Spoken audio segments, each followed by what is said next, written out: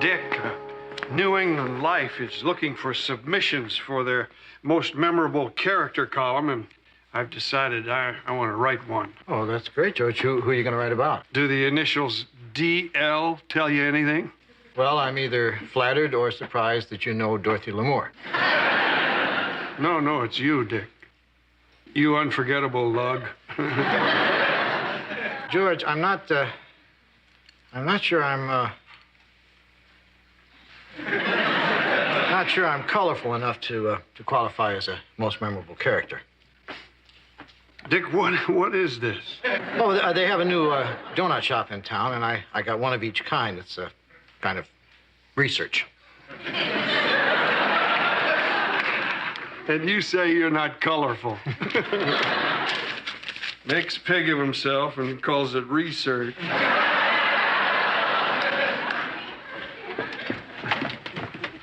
Hi, honey. Stephanie and I are going to do our aerobics. Want to join us? Damn. I've got my leotards and woolite.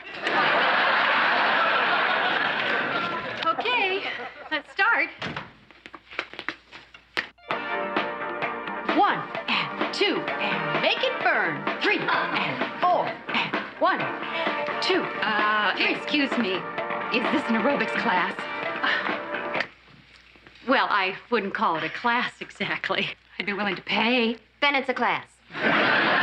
Stephanie, We charge $6 a session. there's no charge. You're welcome to join us. Wonderful. I'll go change and be right back.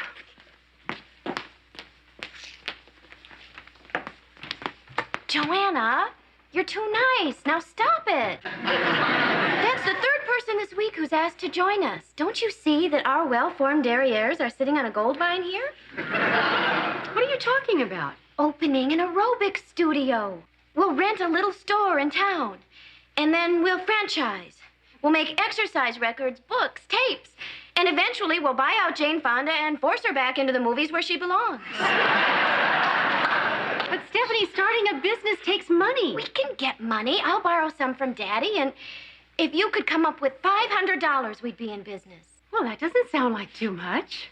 But I'd have to discuss it with Dick. He'd discuss it with me. Poor Joanna. This marriage sounds almost 50-50. We're thinking of seeking help.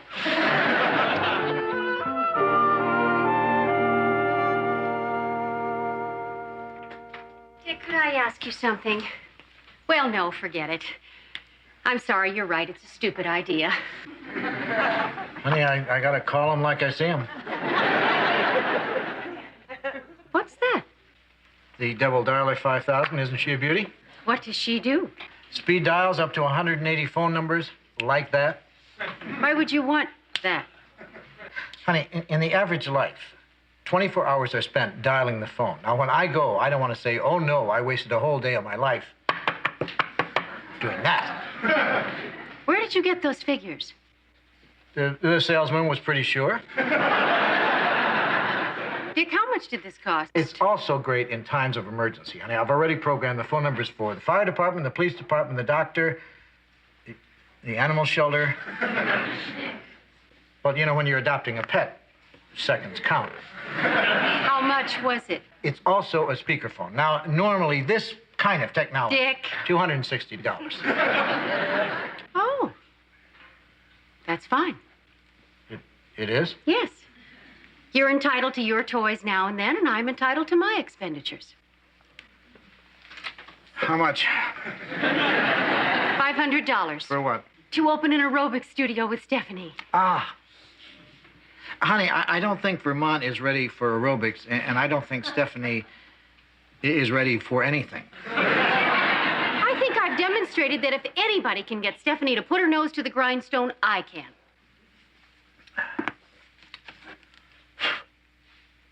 Must be grindstone dust. Are you saying you don't think I could succeed at this? Honey, I'm saying you could probably succeed at any worthwhile enterprise. It's just that... Then aerobics isn't a worthwhile enterprise? I'm sure it's a worthwhile enterprise to people who are fond of that kind of thing. Then you're saying it's worthwhile and I could succeed at it? Well, it sure sounds like I am. Honey, thank you. I'm really going to make this work.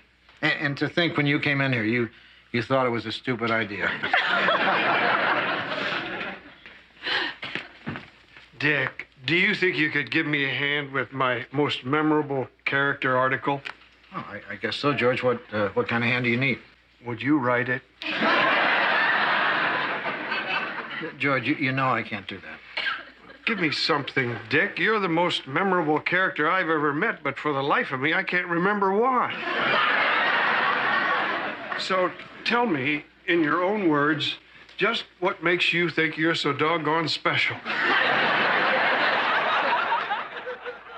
Well, George, I'm not saying this is the best example by any means, but right off the top, my publisher says that my manuscripts have fewer typos than he has ever seen.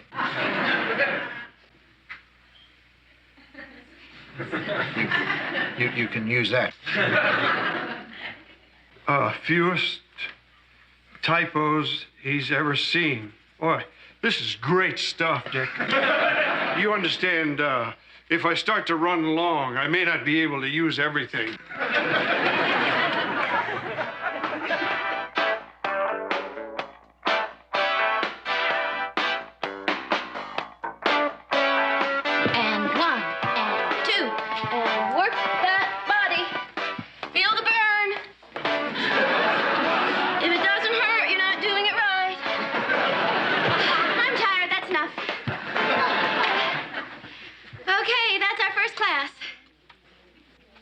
Supposed to applaud me.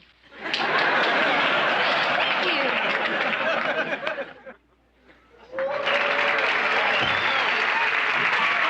Hi, I'm Larry. This is my brother Darryl, and this is my other brother Darryl. Hi, Phyllis.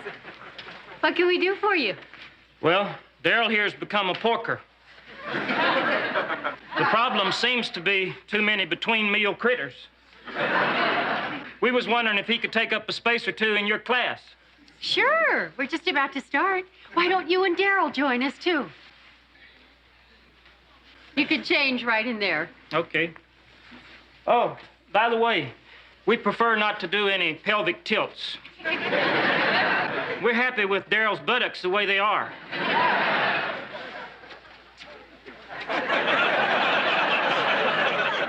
Okay, everybody, let's start. All right. Hi, all. Captain Video's here. Hi, Michael.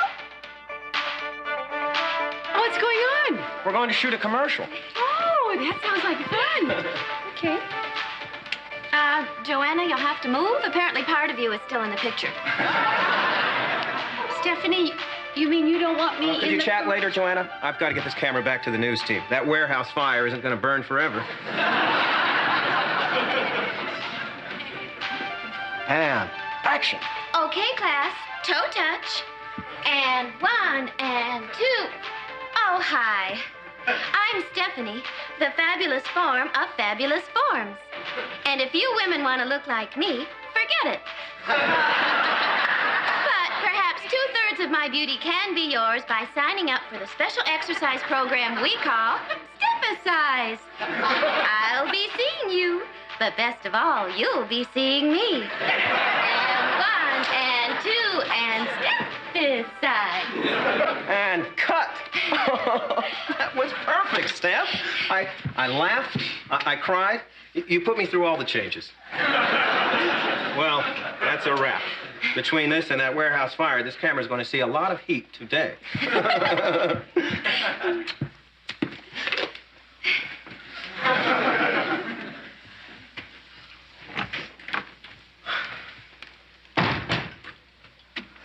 Steph-A-Size? Yeah, Vanderkellen size would never fit on a T-shirt. How come you shot a commercial without me? Later, Joanna, I have a class to teach. I thought I was supposed to take this one. Well, that's sweet, but look at that window. Filth, filth, filth. I'd prefer you did that. Boy, is it a relief to have some help for a change. Stephanie, I think I'm entitled to some say around here. I put up $500. Well, I put up $2,000. You did? Yes. And that makes this place more mine than yours. This isn't the inn, Joanna. Here, you work for me. I work for you? Well, not at the moment. You're just standing there. Look, I thought we were going to be equal partners. Gee, Joanna, why would you think that? After all, this whole thing was my idea. I put up 4 times the money. I bought the merchandise. And the fitness program is called Stephicize. You named it Stephicize. Of course I did. This whole thing was my idea. I put up 4 times the money. Stephanie, if this is your place, then I really don't think that I want to be... Honey! You made it to the grand opening. I wouldn't have missed it for the world. And besides, the donut shop is right next door. Opening day, and you're still open. I'm impressed. We happen to be getting our fair share of customers.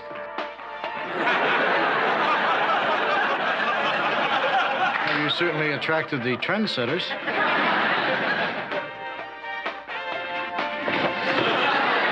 Darryl, if you eat them donuts, Darryl and me'll have to walk ahead of you greasing door jams. Any problem keeping Stephanie's nose to the grindstone? For your information, she's been no problem whatsoever, and I couldn't be happier. Oh. No need for me to wish you a nice day. And 2 and 3. 1 and 2 and 3 and 4 and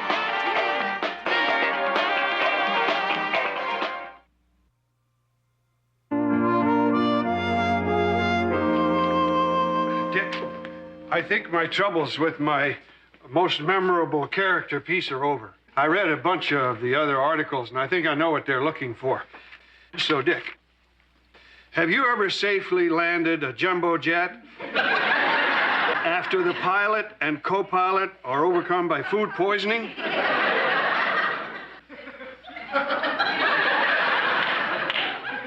Not a jumbo jet, no. Did you ever single-handedly lead an underdeveloped Latin American village into the 20th century? George. No. George, we've had some pretty good times. If you have to write this article, why not use those? Oh, okay. Weren't you even once the only witness unafraid to come forward and topple a corrupt... George, no, never, I wouldn't. Boy, if it weren't for the donut thing, I'd have zilch. Dick, have you taken a look at a phone bill since you got the new devil dialer? Yeah, honey, I was going to mention that to you. You made 12 calls to India? That was sort of an accident. But I got through like that. Good night, Joanna. Stephanie, where are you going? Oh, they're going to pick the homecoming king and queen over at the college, so we're going to watch and feel superior. No, you're not.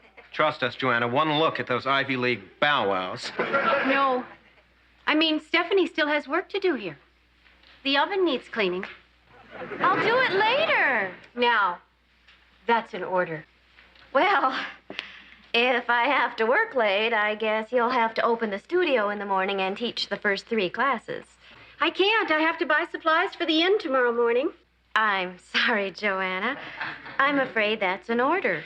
Let me tell you... Gals. I'm choking on fur here.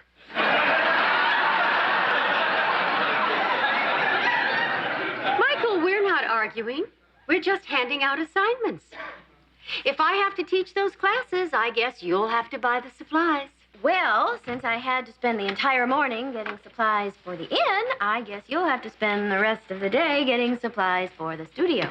Okay, but unfortunately, it looks like another late night for the maid. Assuming you get home before the maid's in bed.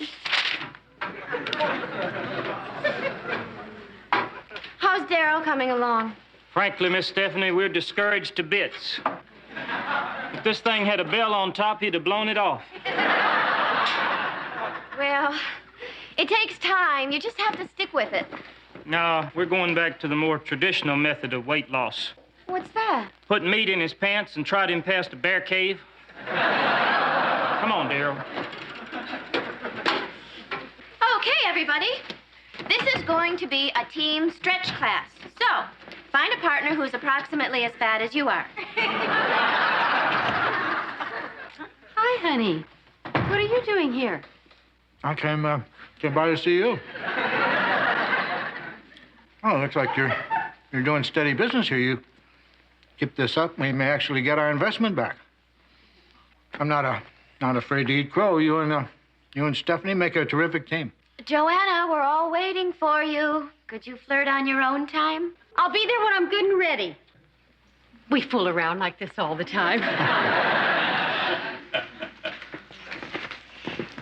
I and my assistant will demonstrate team stretching. This is for the inner thighs. Okay. First, you pull your partner forward. Oh! Making sure not to go too far. Then your partner pulls you forward. Again, making sure not to go too far. Like this. Ah!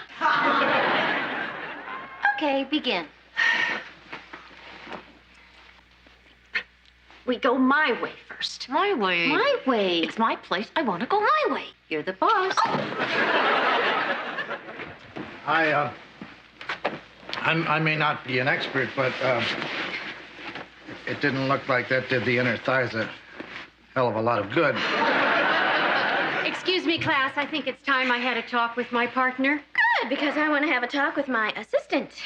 Joanna, you can't desert your class. It's bad for business, and we're so excited about getting our investment back. Fine. Everybody, my husband, Dick, will be taking over the class. What?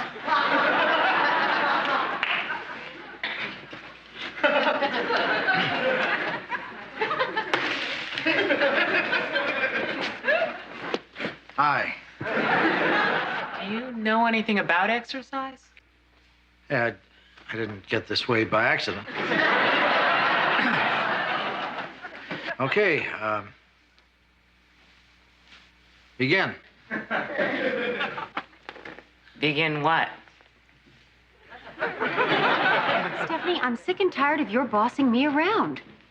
Well, you should have thought of that before you came to work for me. I wasn't coming to work for you. I thought we were going to be partners. And if you had something different in mind, then I had a right to be told. Well, I hardly think it's necessary to discuss every little detail with my employees. Okay, that's enough of the bending sideways type stuff. Well, I guess next we should do some more bending sideways type stuff. And begin. 1 and 2. Stephanie, it's obvious that I can't work for you. Joanna, most of the people in the United States work for Vanderkellens. No, you don't hear them complaining. I can't help it if bossing is in my blood. Well, I hate to interfere with destiny, but can't we just be equal partners? You mean I'd have to do some like mopping? But I have to do that every day at the inn. Well, wait. Maybe you could take over half of that. And 2 and stop. Okay. Anybody want to do that one again? No. Please, go on to something else. Okay. Go on to something else. What'll it be? I know. This one is especially good for the body. And here's how it goes. You put your right foot in.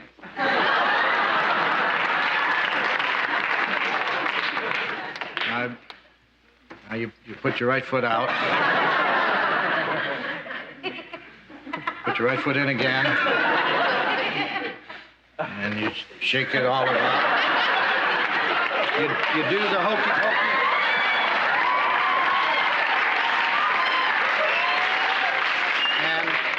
And you turn yourself around, and that's what it's all about. But Joanna, you can't quit. It's too big a job for one person to run this place. And besides, I can't go back to just cleaning toilets. I want to stephicize, not sanitize. Well, Stephanie, if we can't run this place together and we can't run it alone. Okay, faster now and make it burn. You put your right hand in, you put your right hand out. You put your right hand in, and you shake it all about. You do the hokey pokey, turn yourself around, and that's what it's all about. Okay, Riro, keep it going now, everybody. You put your left hand in, you put your left hand out, you put your left hand in, and you shake it all about. Dick, what on earth? And halt! Thanks, but now I'd like to turn you back to your real teachers, the gals who turned fabulous forms into a real moneymaker, Joanna and Stephanie. Thank you, Dick. Thank you, everybody. Sorry to keep you all waiting. We have decided to go out of business. What? We thank you for your patronage, and we hope that you'll continue to do the hokey pokey on your own. Wait. I have a great one where you pretend to be a teapot. Dick, that's pathetic. Let me see if I can track what happened here. Against my advice, you went into business with Stephanie. We invested $500, and after being open only 2 days... Dick, here's the deal. If you finish that sentence, you die. But if you never say another word about this, I will buy you so many donuts that when I hug you, you'll ooze jelly. I'll go take a number and you close up.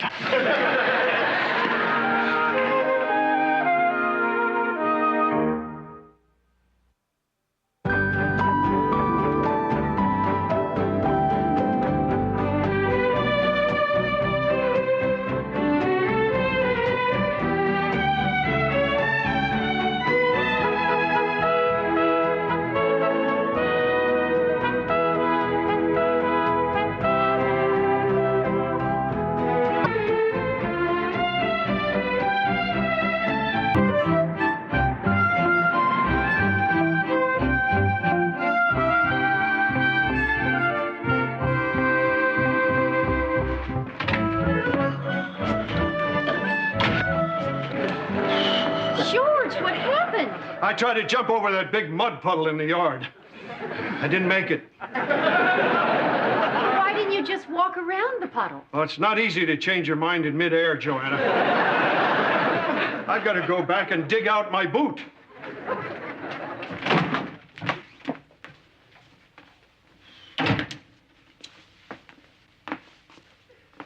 That's really it out there, isn't it? What? Nature. In the flesh. Hello, I'm Rupert Kalman, and I'm ready. For what? To confront nature. I want to encounter wind, to experience fire, to embrace water. If you'd like, I can introduce you to mud. Really? Excuse me, I don't think I should pass this up. He wants to embrace water? I hate to think what he's going to do to mud. Dick, great news. I just met with the station manager, and Bev approved a statewide Vermont Today talent search for me. Hotels, mileage, the works. We have plenty of good guests right in the area. Well, Dick, Bev's not satisfied with the guests. Since when? Since I told her you're not satisfied. But I am. Well, Dick, I think you should have made that clear before everyone got so worked out. Well, I'll try to remember that next time before I say something I never said. Michael, why aren't you at work? Steph, great news regarding Vermont Today. Where are you going and for how many days? Only 6? 5. 4 days with a present. Very nice. What do I get for the other 3 days? They're being delivered. And Steph, could you possibly stop by the apartment while I'm gone? Water the plants, smooth my sweaters. This is turning into a nightmare. Cupcake, you know it kills me to leave you, but I'm doing this for Dick. What? Dick is making go. Don't blame Dick, blame me. I'm letting him make me go. I just hope you realize what you've got in this man. I think I do.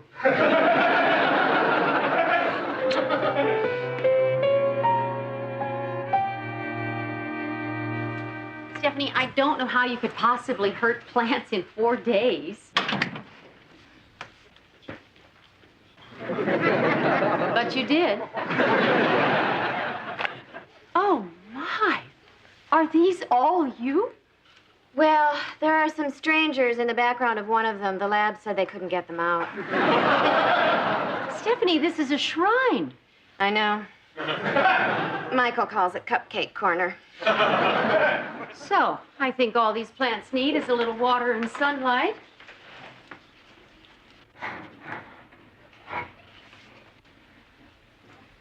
Short-term goals. Higher ratings, more exciting guests. Smell even better. Obviously, they're not in order. Long-term goals. Accomplish takeover of CBS.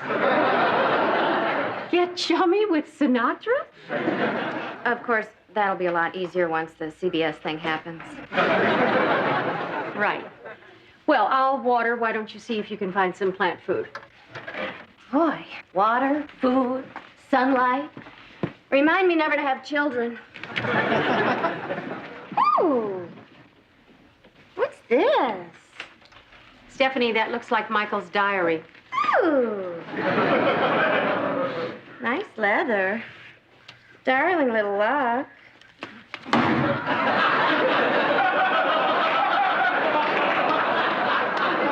Sturdy, too. Stephanie, this book is locked for a reason. All right, I'll put it away.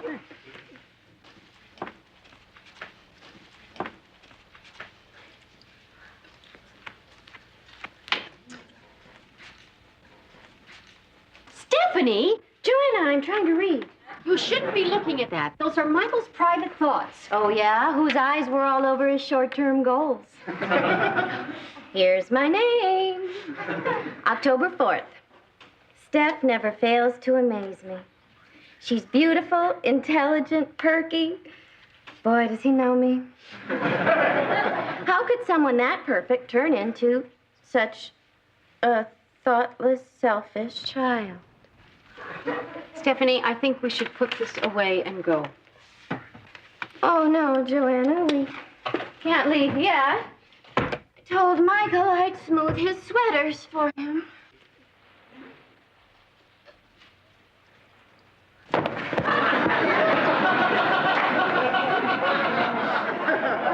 Okay, we can go now.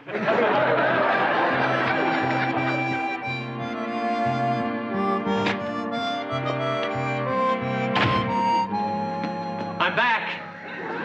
Hi, Mr. Kelman. How's your hand doing? Well, it's still throbbing, but that's a small price to pay for that taste of fresh honey. I wish you'd be more careful. Don't worry, I spent a quiet day collecting leaves. You collect poison oak? Oh, dear. That's your good hand, too, isn't it? Yeah. Well, I guess that's nature, huh? Beautiful, treacherous, awe-inspiring. Itchy.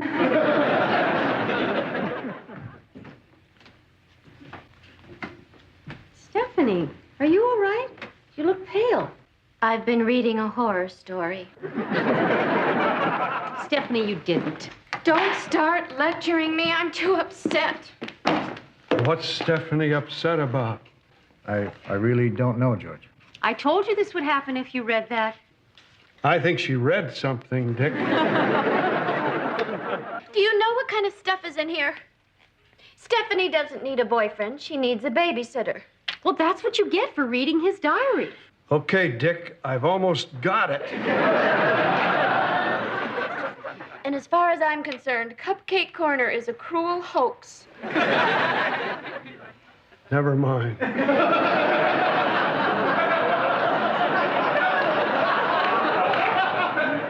Would someone please tell George what's going on here? I'm trying to read. Stephanie read Michael's diary. Ah. Stephanie did what?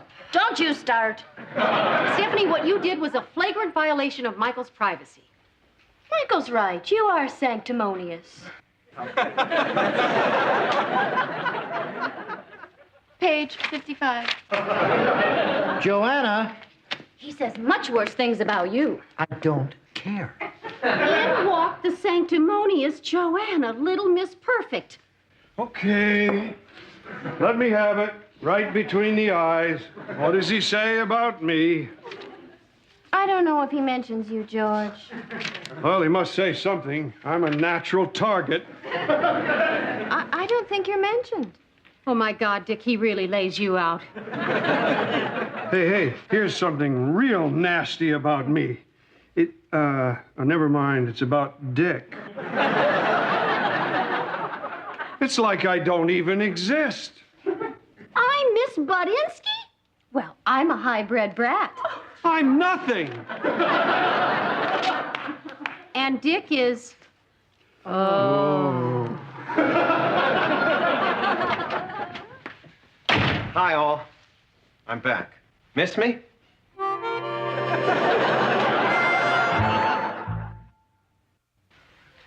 Perhaps you remember me. Michael Harris? And how is my reason to live? Drop dead. Still miffed about this nasty trip business? Well, get ready to forgive. I fiddled with the odometer and we can dine out the rest of the week on the extra mileage. Shall we start tomorrow at 7? High-bred brats never eat before 8. Well, 8 it is.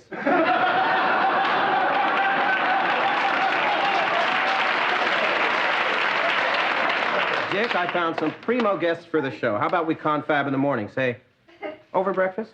Fine. That is, if it isn't a problem to set an extra plate. What could be a problem for little Miss Perfect? Well, good. George, I didn't see you come in. I didn't. Well, that explains it. Walk a weary traveler to his car? I might do that for my boyfriend, but not my babysitter. Did you ever get that eerie sense of deja vu? It's like I've heard all these things before. Maybe that's because you wrote them in your diary. Oh, right, great. Well, good night.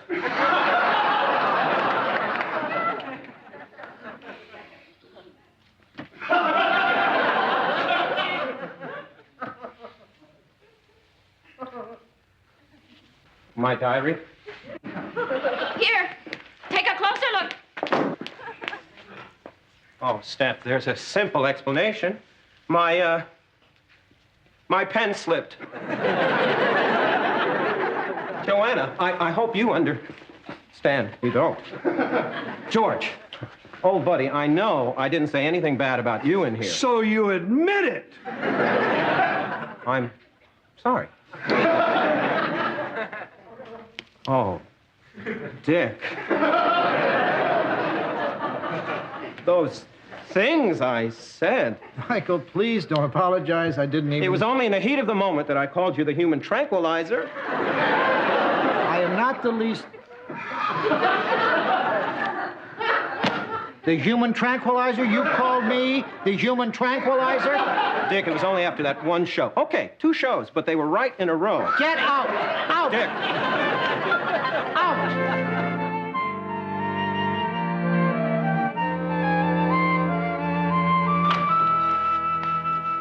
I have encountered wildlife. Skunk, right?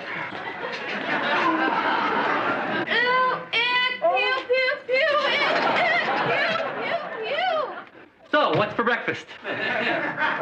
If it's the same to you, why don't we serve you breakfast on the back porch? That way the pigeons will land right on your plate. Really? Boy, this vacation just gets better and better. I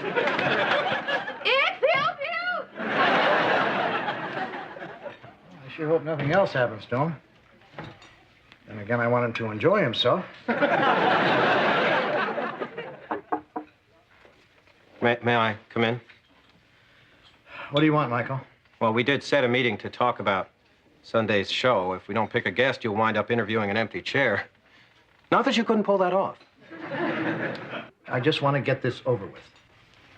Well, here are the 10 best people I found on my trip. It's sort of my own personal 10 most wanted list. I hate it when I do that, too, Dick. Steph, is that you or just a life-size edition of Vogue? Dick, do I have to take this food to Mr. Kalman? He smells. I'll take it. One skunk is as bad as another. Michael, you searched the state for 4 days and came back with a man who does hand shadows of vice presidents? He's pretty good, Dick. I don't want him. I don't blame you. Michael, would you like me to do something with your hat? Well, thank you, Joanna. That would be very kind. Oops. Little Miss Perfect missed the hat rack. May I take your coat? No. Watch out, heads up, gangway. Oh! Well, I said watch out. What is so special about this acrobat? He's 92 years old. He's kind of an inspiration, Dick. What kind of tricks can he do? Well, not many. But he comes with his own mats. No. He's out.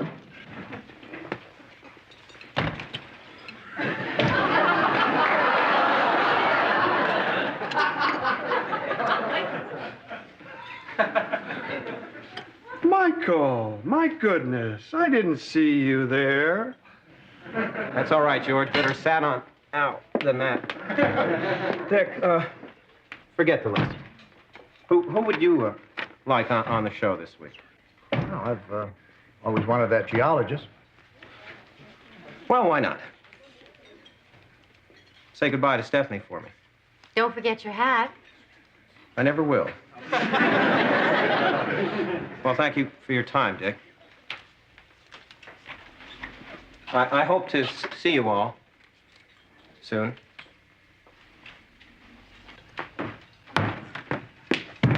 Oh, no, he's gone? He just left.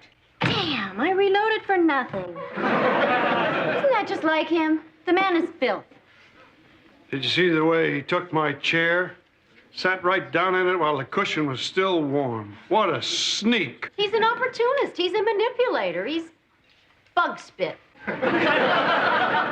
No, we're getting close to crossing a line here. I mean, don't you see what you're doing? Yeah, we're trashing Michael. And if you're not going to pitch in, butt out. Come on, he called us names because he was angry, and we're doing the same thing. Well, not me. I mean, Michael is a real victim here. We stole his diary. Well, not me. Well, I read it, but I certainly didn't steal it. Well, neither did I.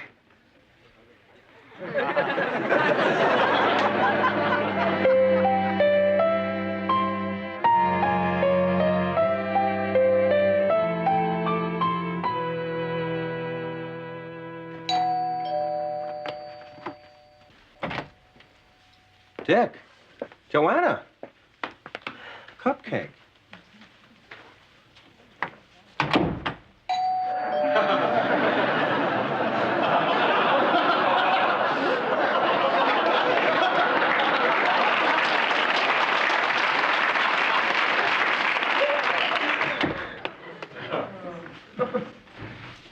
So what brings you here? Did you think of some more stuff to do to me? Stephanie has something she wants to say to you for all of us. Oh, pooh. There's more.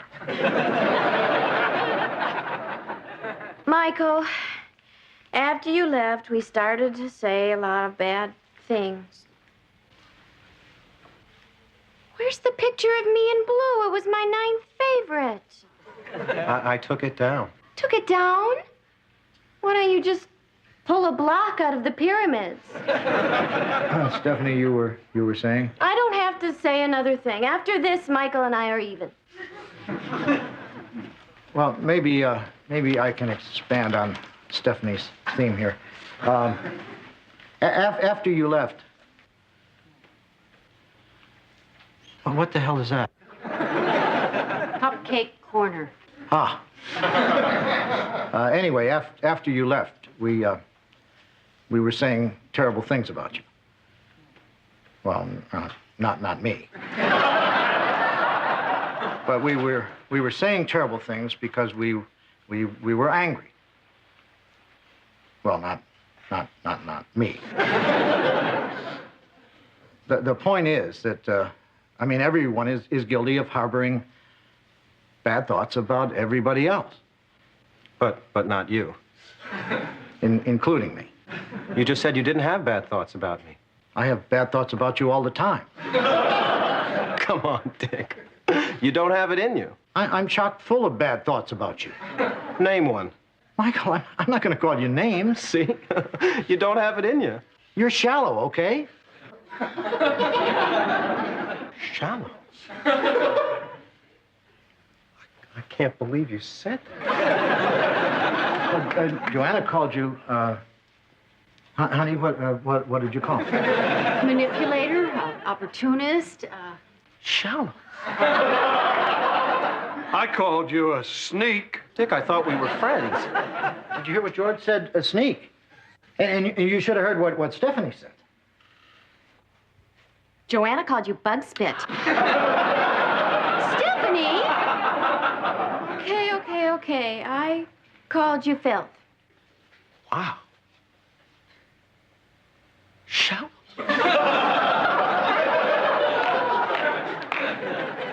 Well, thanks, everybody. You've given me a new goal for my board. Find reason to live. Michael, will you stop for a second and listen to me? Get chummy with Sinatra?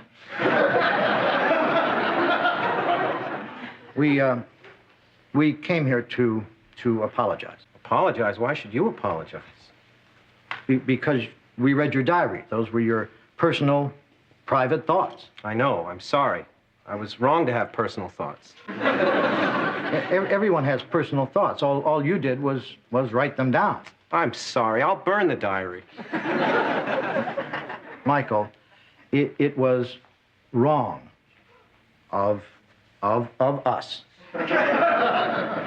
to read your diary. Let me see if I'm following this.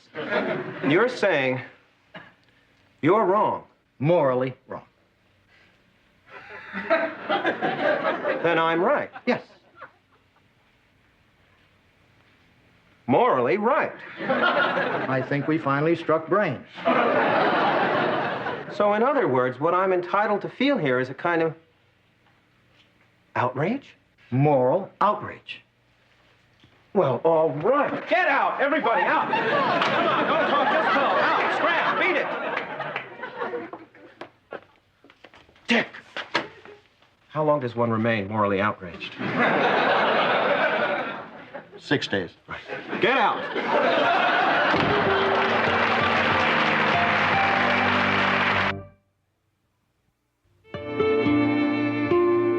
Well, I really don't know how to thank you, folks.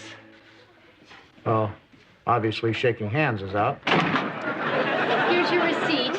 And Doc Phipps says if you'll just stop by on your way out of town, he'll be happy to give you that rabies shot. Well, thanks again, and rest assured I'll be telling everyone I know about the Stratford Inn. Yeah, he'll be a walking advertisement for this place.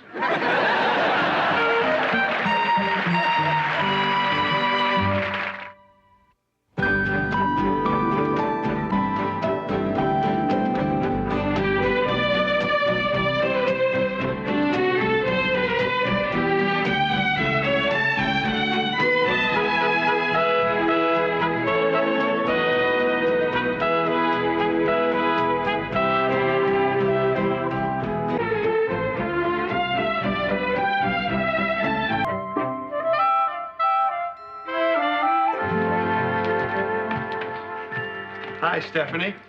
You've only got one slipper on. Some stupid bird woke me up at dawn, so I threw my slipper at it. Why can't wildlife sleep in? What kind of bird was it? It had a speckled front and rings around its eyes. Oh, that's a hermit thrush. You shouldn't throw things at a songbird. George, I would have thrown something at Diana Ross if she'd been singing in my tree. I better go find my other slipper. Oh, morning, George. Morning, Dick. Can I borrow a suitcase? I've won a trip. Congratulations, where to? How's the largemouth bass bonanza sound? Sounds like I won't be wanting the suitcase back. How'd you win it? I was one of the 10 beavers that sold the most night crawlers in our charity drive. Oh, but the Girl Scouts wish they'd have thought of that before they got into that cookie thing. I'll get you that suitcase. Oh, thanks.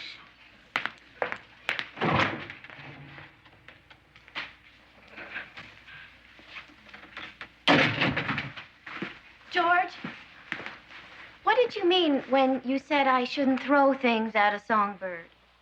Well, songbirds are protected by law. There's a serious punishment for killing them. So, did you find your other slipper? Nope.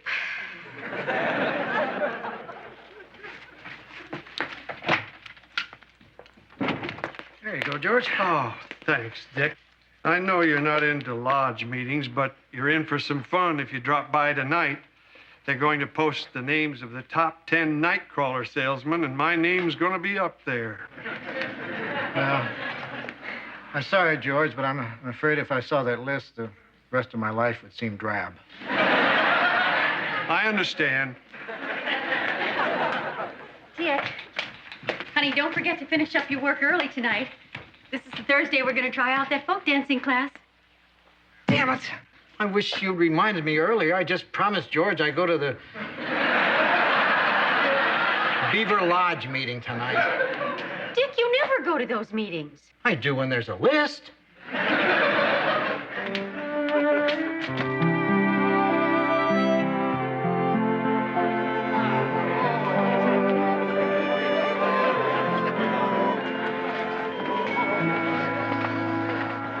Boy, a beavers meeting.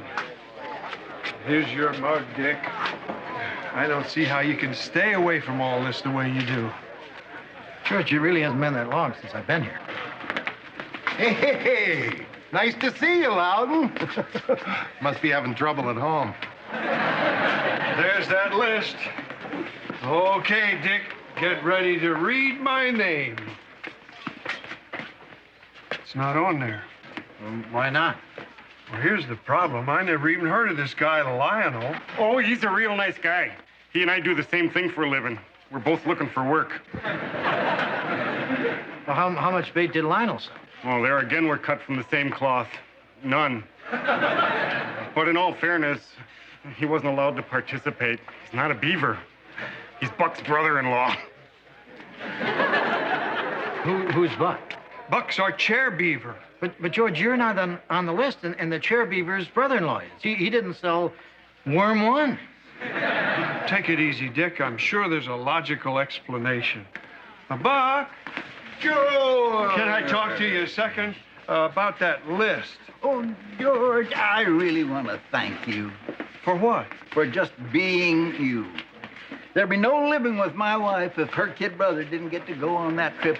I kept saying, who is going to be sensitive enough to let Lionel go in his place without a fuss? Me? Nobody else was in the running. Wow, thanks, Buck. I owe you one. Hey, let's go, boys. George, I don't believe this. Yeah. Buck doesn't hand out compliments easily. Meeting is in order. Wally'll read last week's minutes. George, how can you let them con you like this? I mean, you were so excited about that trip. Well, that's when I thought I was going. The first order of business tonight is to decide whether we're going to get the furnace fixed this winter or to buy one of them fancy new keg tappers? All those in favor of the furnace, raise your hands. George, you deserve that trip more than anybody. Leave it alone, Dick. The Beavers never do anything without a real good reason. All those in favor of the keg tapper? Keg tapper has it. Is there any further business? George. Okay, then I move we adjourn, hit the beer, and drink a toast to the Bass Bonanza 10. All those in favor? Hey! I've been cheated. I sold 138 dozen worms, and you're letting some guy's brother-in-law go on that trip in my place. You Beavers are pig fat slime buckets.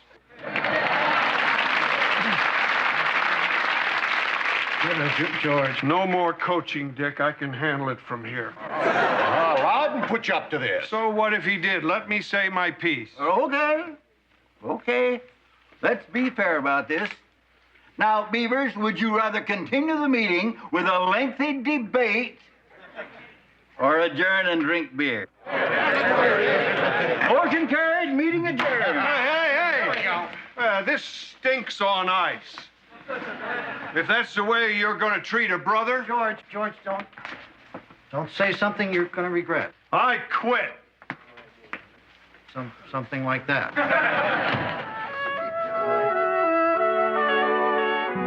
Wildlife Commission? I was having a discussion with one of my girlfriends about things like hair streaking, leg waxing, and songbirds.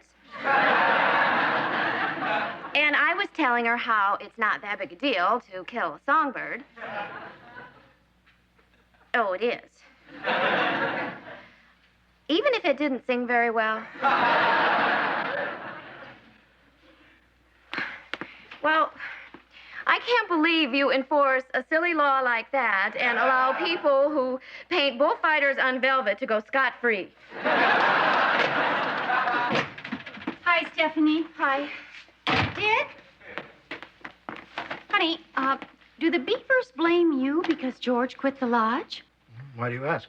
Well, I found this melted mug in the mailbox. Oh, they're either mad at me or this belongs to a guy named Yick.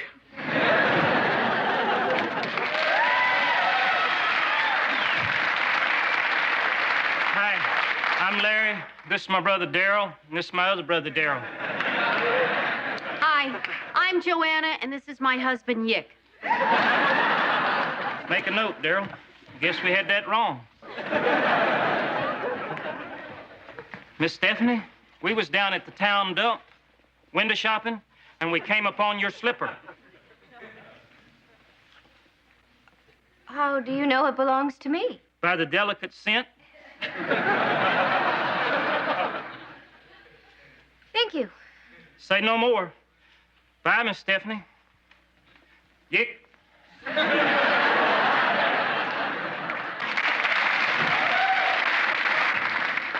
Stephanie, what was your slipper doing at the dump? Just because you're my employer does not give you the right to pry into the whereabouts of my footwear.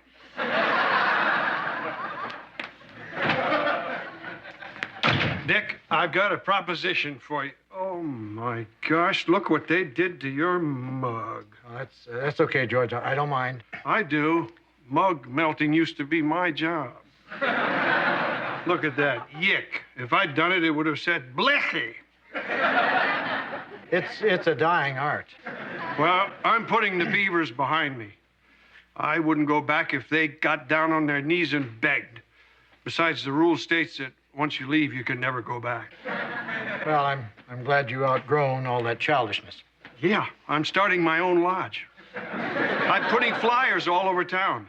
The first meeting is Thursday night. I'd be honored if you'd be there. Oh, I'd be relieved if I didn't have to. Dick? Honey? I got us folk dancing outfits. You want to try yours on to see how it looks? Honey, I can see how that looks through a wall. Well, I had so much fun the other night that I signed us up for classes every Thursday. This week is a night in Mazatlan. Damn it! What? Thursday, that's the night my new lodge meets.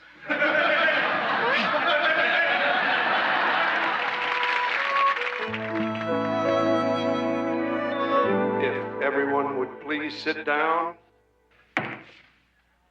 This meeting is now in order. George? Please, we can't have mob rule here. Not by any stretch of the imagination. Okay. People are finally starting to pile in. Welcome, Harley. Thanks, but I can't stay long. There's a beaver meeting in progress, and they don't know I'm gone. I gotta get back before they come to. Harley, if you were afraid of being found out, why did you bother to come over here? Well, a fellow looking for work needs as many fraternal organizations as he can join. By the way, prospective fraternal brother... No, Harley, no. Well, maybe I'll have more luck with some of the others. The floor is now open for discussion on a name for this club. How about you, me, and Harley? I'd like to make a motion that we face reality. We're not a lodge. We're a trio. Well, even so, if the three of us have a good time, word of mouth will spread like wildfire. I'm sorry, I have a guest. I'll tell him about the good time we're having here and get the wildfire started. Gee, I better be getting to my other meeting. The disciplinary committee is the first to regain consciousness.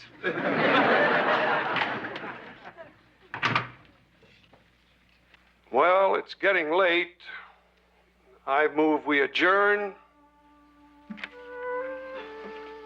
Better yet, I move we disband. Motion carried.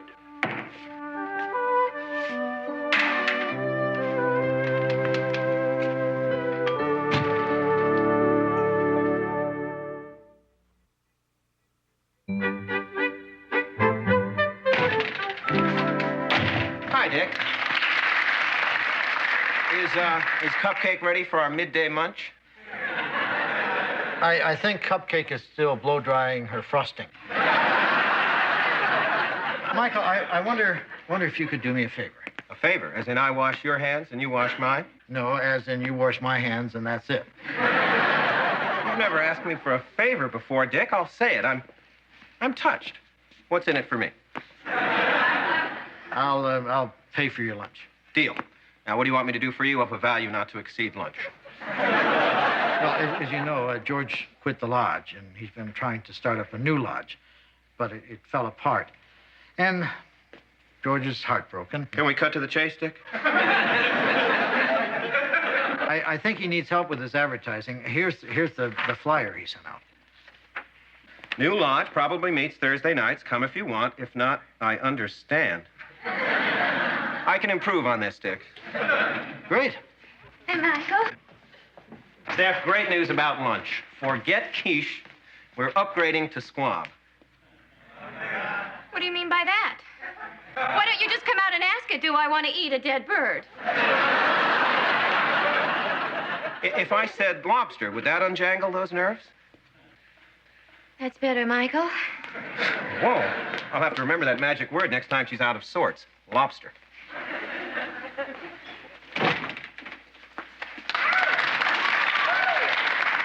Miss Stephanie, you'd lose that dainty little head of yours if it wasn't attached to your spinal column by a mass of ganglia.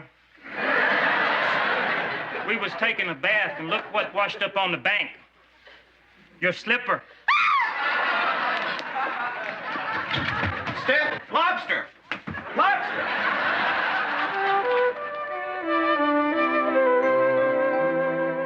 Hi, Dick. Here's the media blitz for George's membership drive. I've really outdone myself.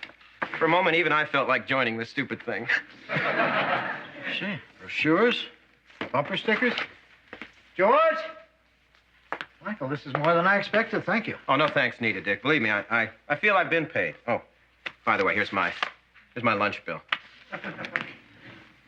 It's that champagne that put it into 3 digits. You wanted something, Dick? Michael put together an ad campaign for your new lodge. You're too late. My lodge and my life are over. Oh, yeah? Read them and stop weeping. I posted these flyers all over town. First came First Blood, then Rambo, now George's Lodge. Wow. What?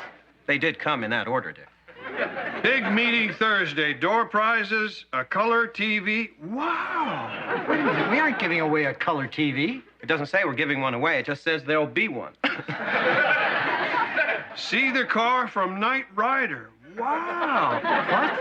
This is America, Dick, where everyone expects less than what's advertised. We can't let them down. International cuisine furnished by the owners of the Stratford Inn. Yum. Well, it's good they're expecting less than what's advertised because we're not cooking any food. Bad move, Dick. After the other letdowns, if you don't come up with some food, that mob will trash this place.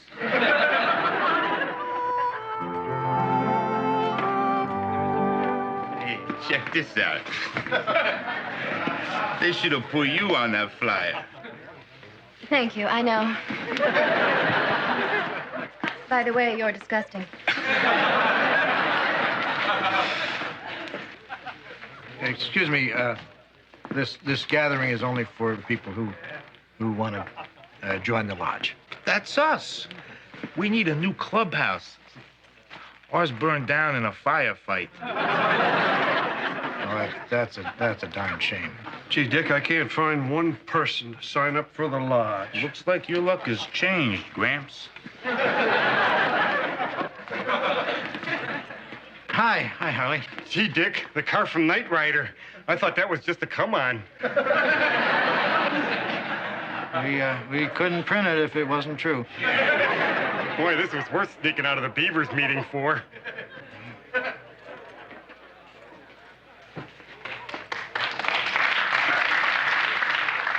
Is Miss Stephanie available to hear a tale fraught with coincidence? Actually, Larry, she's kind of fraught with work right now.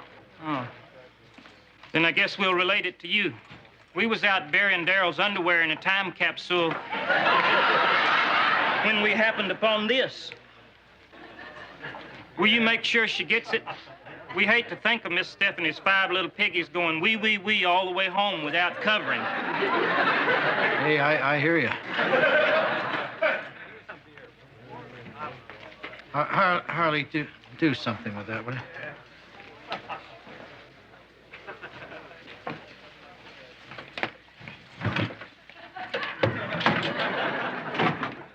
Oh, no, it's the Beavers.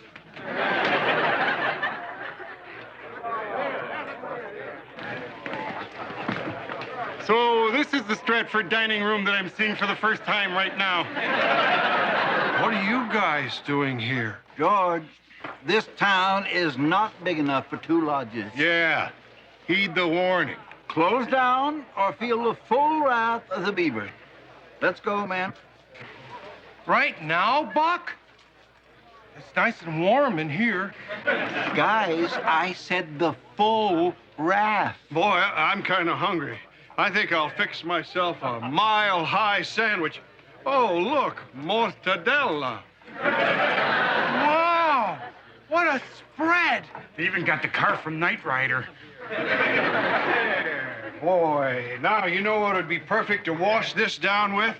I think I'll just step over here to my fancy new keg tapper and draw a tall, frosty mug of golden smooth... Steady, man. Beer. Beavers, we're leaving. We don't wanna. You gotta. If you're a beaver. Then I quit. Where do I sign up for George's Lodge? Right here, right next to the little hot dogs. Well, come on, Wally. Looks like you and me. Looks like you. I smell cheese puffs. Remember the rules. If you leave the beavers, you can never come back. That's your choice? Well, I think it's a good one. Toss me a cheese puff. Boy, it's be great hanging around here whenever we feel like it. You can only hang around here as long as I feel like it, which should end in about half an hour. Gee, where will we meet? What about the old beaver lodge? I hear it's deserted. Yeah, but what do we call ourselves? How about the Screaming Skulls? Well, that's kind of cute. How about the beaver? Terrific. Now all we have to do is elect a president. Hey, what about Buck? He's had experience. I second it! George, you're not going to stand here and let them elect... Shut up, Dick. All in favor?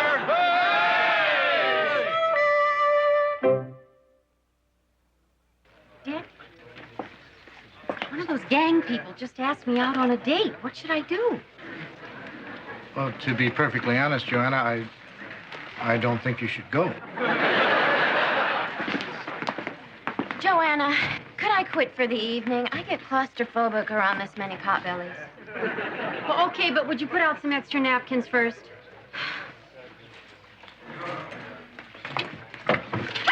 All right. I confess. I did it.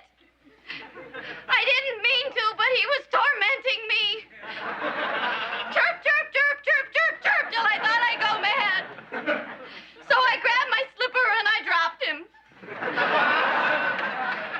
That's right. I killed a songbird. I just hope you can find it in your hearts to please, please, please forgive me.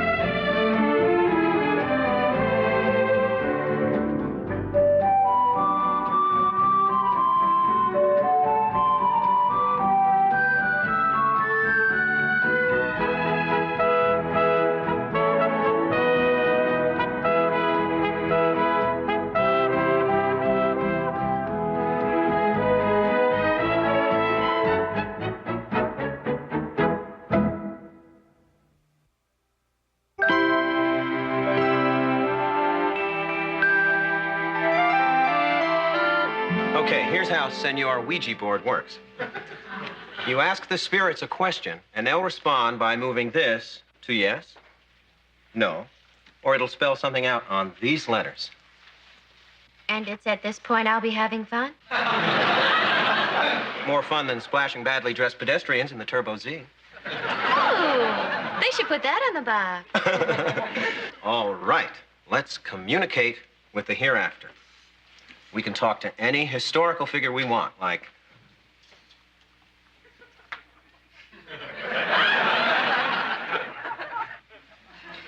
Cleopatra's dead, isn't she? That's the rumor. Well, I'd be interested to know what kind of makeup she used. All right, now we're rolling. Earth to Cleo. Hey, Dick, Joanna, could you give me a hand here? I need someone to check this application. The Vermont Family Support League.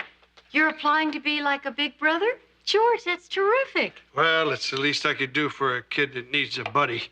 I figure I can take him hiking or fishing, to a ball game, back from a ball game, too. Let's take a look. Name, George Utley. Occupation, head of guest relations. Stratford Inns of America.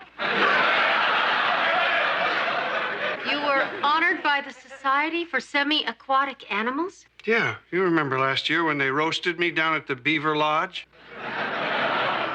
George, my advice would be to be as upfront as possible with your answers. Yeah, George, you're a terrific guy. You don't need to exaggerate. Well, I guess it's worth a shot. I've got a couple of extra applications up in my penthouse suite. Well, it is on the top floor of the garage. L. E. Cleopatra used that on her face? Ew, hang up on her. Well, if history's going to gross us out, let's try the future. Okay, tell me this, Weege. Will my true love be forever faithful? No. Well, we're obviously experiencing a slight technical difficulty. Let me try rephrasing the question. Will my true love ever be unfaithful? Yes. Michael, I don't like this game. It's saying bad things about me. Well, not to worry, Steph. It's not like anyone believes this silly stuff. Good. I'm going to the kitchen to get us some drinks. I'll come with you.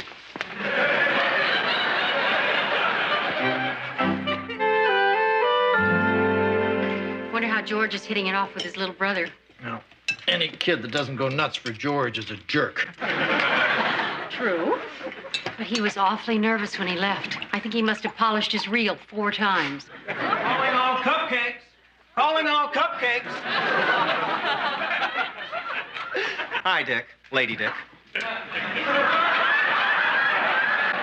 I just want to mention, Dick, on Sunday, I've got a photographer coming to take a new picture of you for the station lobby. What's wrong with the old one? It's no longer accurate unless you're planning on growing a goatee and mouse ears. Somebody drew on it? Hi, Michael. Oh, Steph, I'm glad you didn't cancel tonight's date. How many times do I have to explain about last night? My curling iron and hot rollers went on the blink at the same time. Now, I couldn't let you see my hair without its natural curl and bounce. I believe every word, but you have to admit it's kind of a coincidence. The iron and rollers are right upstairs if you want to check. Steph, I wouldn't demean our relationship by going upstairs to verify your story. We can check it out right here with our friend the Weege. Michael, if you don't put that board away, you're not going to need it to communicate with dead people. Away it is, and away we go. Honey, promise you'll never let a board game come between us. Low bridge, look out. Okay, down Periscope. Periscope down, Uncle George, sir. Dick and Joanna Loudon, this is Mitch Stevens, and I'm Uncle George. Hi, Mitch. Hello. Looks like you two had a great day. We did. They didn't. Dick and Joanna own this whole inn. Really? Every wall. And Dick here writes all sorts of books. Wow. You mean like Horton Hears a Who? More like Horton Builds a Barbecue. And Dick here is the star of his very own TV show. Wow. Well, I'd hardly say star, George. More like a personality. Wow. Know what? No. Uncle George is going to teach me how to hammer without hitting my fingers. Well, that's swell. And you know what else? I don't think so. Uncle George is coming over, and we're going to build a treehouse. Well, again, I'd put that in the swell category. It's going to be 12 feet high. Great. And you know what else? Mm-mm. You shouldn't talk with your mouth full. Mitch, we should let Dick eat. He loves playing know what. Looks like he's a champ at it. Mitch, maybe you should wait here. I've got a lot of messy fish cleaning to do. Oh, boy. Fish guts.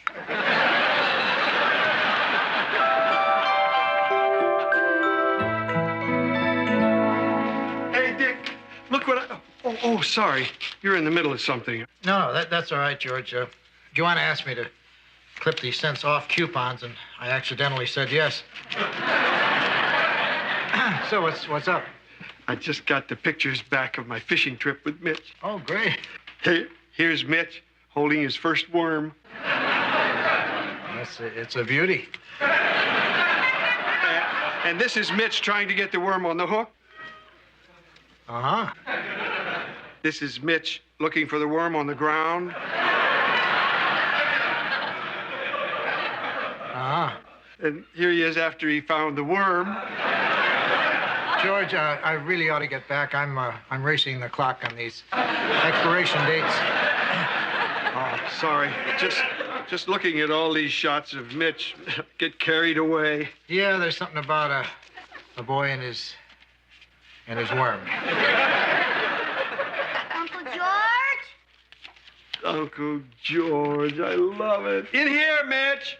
Oh, Dick, I'm building Mitch a wigwam out back as a surprise. Could you keep him busy for a minute? Sure. Hi, Mitch. Hi, Uncle George. Hi, Dick. Know what? Mitch, why don't you just tell me? Uncle George said we get to go down to your TV station and see your show. Oh, Mitch, I haven't even asked yet. We just can't put Dick on the spot here. So, Dick, what is it, yes or no? Well, you can come to tomorrow's show if you want to. All right. Mitch, could you stay in here with Dick for a minute? I'm getting a big surprise ready for you. Okay, Uncle George. Uncle George said your pictures are on the back of your books.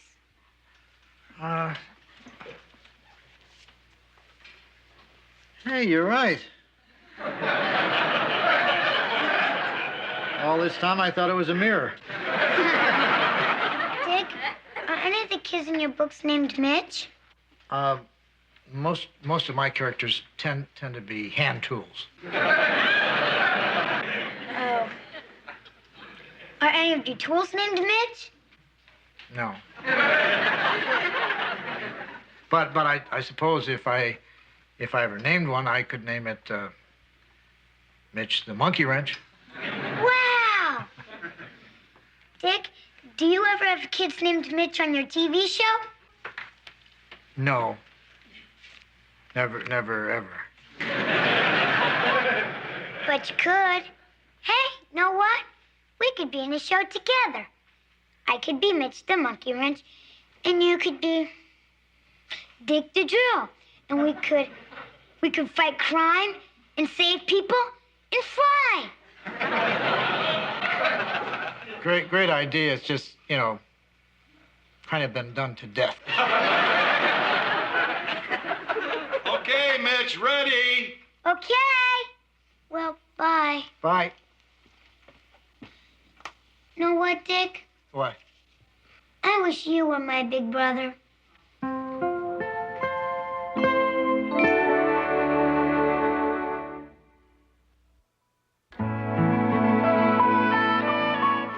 Great. I caught you. Can you go over a couple of things with me before the show?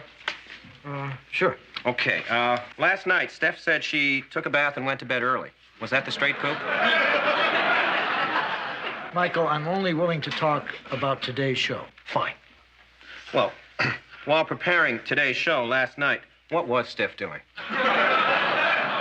Michael? All right, Dick, you don't have to answer me. I'll just walk away, and if you don't stop me, I'll know Steph was telling the truth.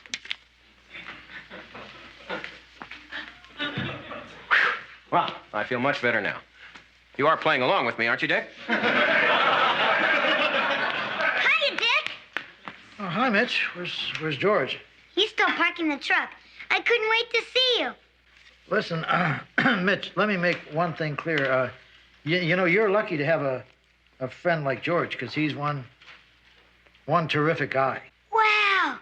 This is just like a real Hollywood studio. No, it isn't. It's a tiny, low-budget, hole-in-the-wall station. Hi, guys. Just like a real Hollywood studio, huh? Yeah! It's not at all like a Hollywood studio. 3 minutes, Mr. Loudon. Thank you. Dick, the photographer for the new lobby portrait. Say cheese. You want to look over the cue cards, Mr. Loudon? They're fine. Just like being on the set of Lifestyles of the Rich and Famous. Really, it's never like this. I mean, this is a quiet, intellectual show. Today's guest is A scientist with the Department of Agriculture. Boring, right? Dick, the agriculture guy canceled. A little radioactive milk, and suddenly he doesn't have time for us. So, meet today's guest, the amazing Dwayne. You booked a magician?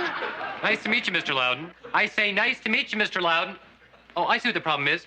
You have an egg in your ear. Michael, I think we've got our opening, Dick. Try to remember how you reacted. It was cute. Pretty neat, huh, Mitch? Yeah. Know what, George? Dick said he's going to write a whole book about me. He did? What? Yeah. And you know what else? It's going to be a TV show, too. Mitch the Monkey Wrench and Dick the Drill. We're going to fight crime and fly. What? George, I never said anything about a television show. But it could happen. Right, Uncle Dick? Uncle Dick? George. 15 seconds, Mr. Loudon. Clear the stage, please. Well, looks like you and Mitch have quite a lot planned together, Uncle Dick. George, can we talk about this after the show? Oh, I don't know. You and Mitch might be too busy fighting crime and flying, Uncle Dick. George. 5 seconds. You Hollywood types don't care who you step on, do you, Uncle Dick?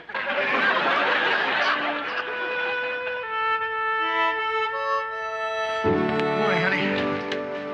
Well, hasn't George come down yet? I was hoping to talk to him. Not yet, and I don't know why you didn't talk to him after the show yesterday. Honey, the amazing Dwayne had me jammed in a box full of swords. It wasn't like I could make any sudden movements. Is that cinnamon hot crosses? Yeah, and they should be just about ready to come out of the oven.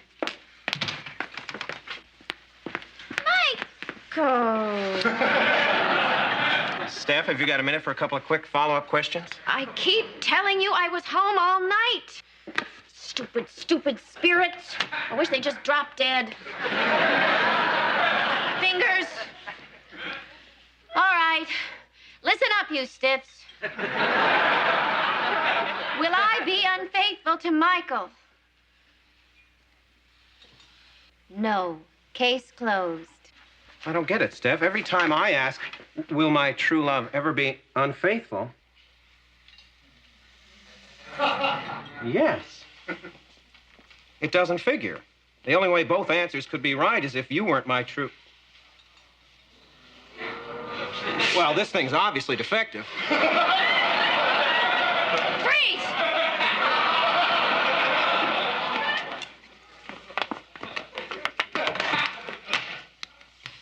Am I Michael's true love? No. Okay, then who is?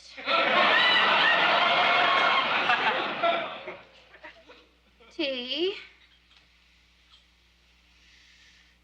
Z. T-Z? Steph, I swear, I don't even know any T's. You're not going to believe some piece of plywood, are you? In fact, I think Ouija is Latin for silly.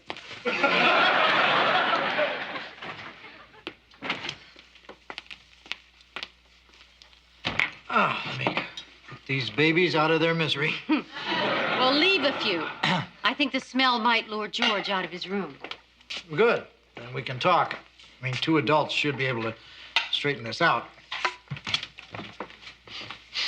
Cinnamon hot crosses. George, about this business with... Gee, I didn't steal anything you cared dearly about, did I, Uncle Dick?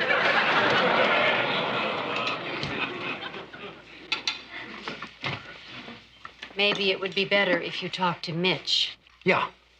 At least I could count on him not to act childish. And take all my buns!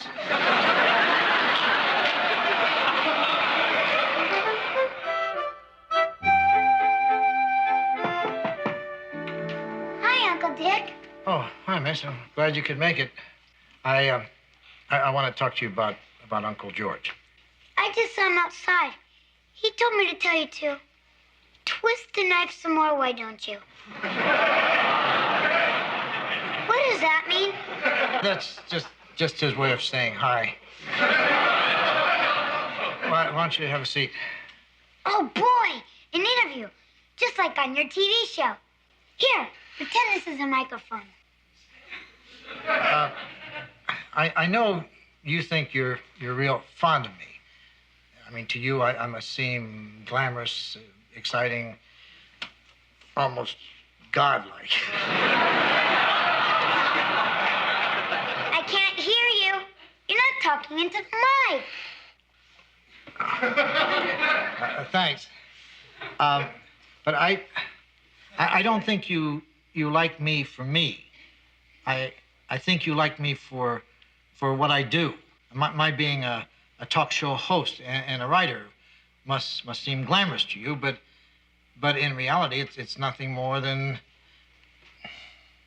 glitz. Glitz? Glitz is like... I can't hear you.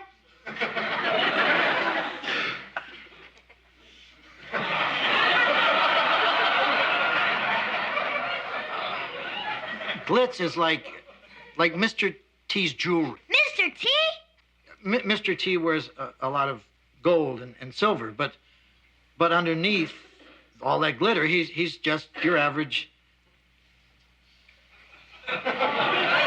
Honest, Mr. T may not be the best example, but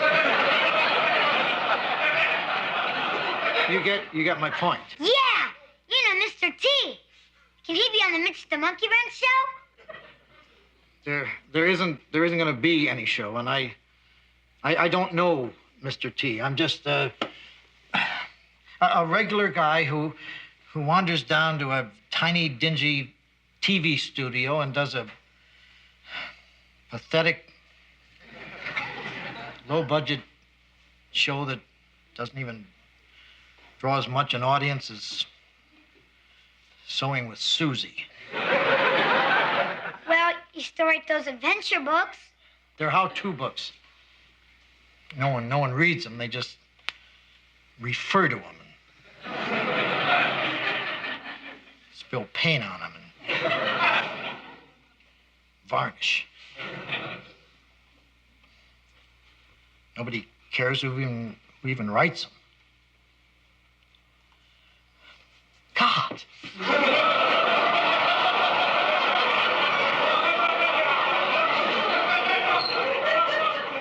Oh, gee. Mickey's hand is on the 3. I'd like to stay and talk to you, Dick, but I really wanted to get into some bike riding. See you around.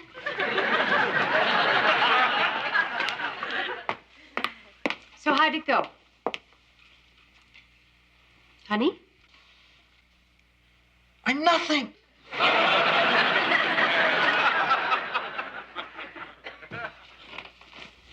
Hi. Oh, hi, Mitch. What you doing? Oh, just hanging a boring picture on the stupid wall. Really? Can I watch? Wouldn't you have a better time with Dick? Well, he's a nice guy and everything. But when you get right down to it, he's mostly a glitz. Oh. George? You were going to show me how to hammer a nail without hitting my fingers. Well, you've come to the right place. Up, periscope. Now, the trick is take careful aim, hold the nail steady, keep your eye on the head. You know what, Uncle George? What? I'm glad you're my big brother.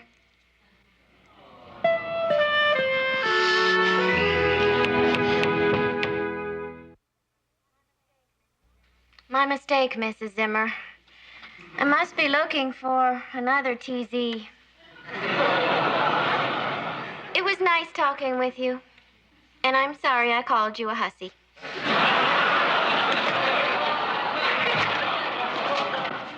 Steph, I know you're not speaking to me, but can I use the phone? My car just broke down. I'm sorry, Michael. This phone is only for guests of the inn and people who are faithful to me. Please, Steph, the Turbo Z is stalled at an intersection. She could get smashed. I don't know how she broke down like that. She's always been so reliable.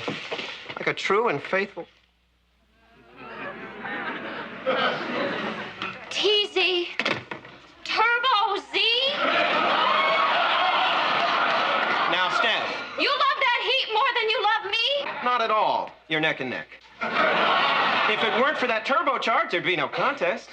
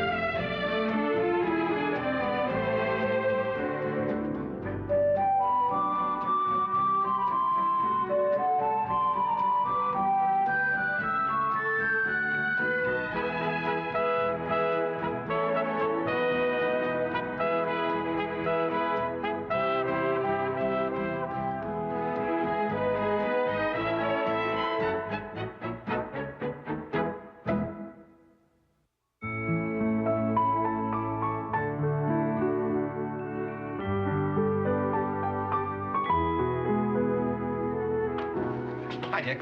Can you, steal a minute before the show? I'd like you to meet my mamacita, my Madonna, my mater, Madrone. Michael, please, I don't have my English gibberish dictionary. My mother's out there. I don't see her very often. She's usually flitting the globe with Paolo. Paolo? Paolo Cassiano, the cellist, her fourth husband. He's in Boston to play Brahms or somebody. So she's just run up here to see me produce my brains out. And I've told her you're the element that really makes my show work. Your show? Vermont Today, starring Dick Loudon. Give me a break, Dick. When your mother's here, we'll say it's your show. Oh, by the by, Dick, I found some people who want to purchase commercial time on Vermont Today, and they want you to be their spokesperson. Michael, I really don't see myself hawking products. Dick, dismount from that high horse. Hausman and Olivier have done commercials, and they had reputations to protect. Read the script. The Queen of England would be honored to appear in this. Yeah, she and I are always up for the same parts. So I finally told the stewardess, my dear, we bought this cello a ticket. If there are too many passengers, perhaps you can slide them under the seats. Well, you know how Paolo hates scenes. Speaking of scenes, Mum, this is my Vermont Today set. Michael, you designed this? Well, I didn't actually hold the pencil. Oh. But I worked closely with a man who did. He was wondering how people would enter and exit. I said, how about a door? Voila. Very resourceful. Ernie, move this plant. It violates the aesthetic balance of the set. Okay, Mr. Harris, but it's covering that burn in the road from the time that fire eater belched. Oh, yes, well, better leave it where it is. And tell the others, anybody who touches that plant answers to me. Right, Mr. Harris. Well, if nothing else, you do seem to have the respect of your men. Michael, you conniving weasel, I read the commercial. Oh, hi there. Dick Loudon, Mrs. Lily Cassiano. The weasel's mother. Listen, I didn't mean... No need to explain, Mr. Loudon. When creative people show fire, I know it was ignited by a divine spark. Yeah. That's the way it, it fell in here. Phone call from Mrs. Cassiano? Oh, it must be Paolo. Excuse me. Michael, I'm sorry, but you forgot to mention that the commercial is for Swiss-style dog food. Oh, didn't I? It's a Sacco product, shaped like little chocolate bars. Pooch thinks he's getting a forbidden treat. The script calls for me to wear those leather shorts. Dick, the grandfather in Heidi wore them, and he's one of the most beloved characters. Michael, I'm not doing the commercial. Try to get that through your thick, handsome face.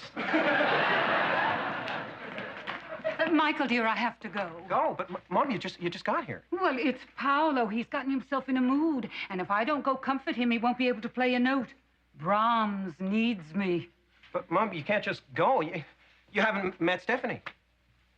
You haven't seen my show. I wanted to show you everything I've done with this place. I think you'd be pretty impressed. Michael, dear, Matisse is impressive. Mozart is impressive. This is all very well, but you're 28 years old, and what are you?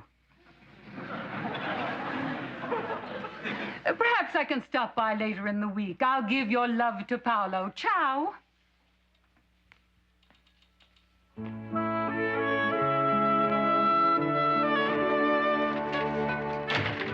Dick, Joanna, great to see you. Hi, Michael. Stephanie's getting dressed. Yeah, fine. Dick. Joanna, you're a tasteful sort of guy and gal. I want you to listen to something and tell me what you think.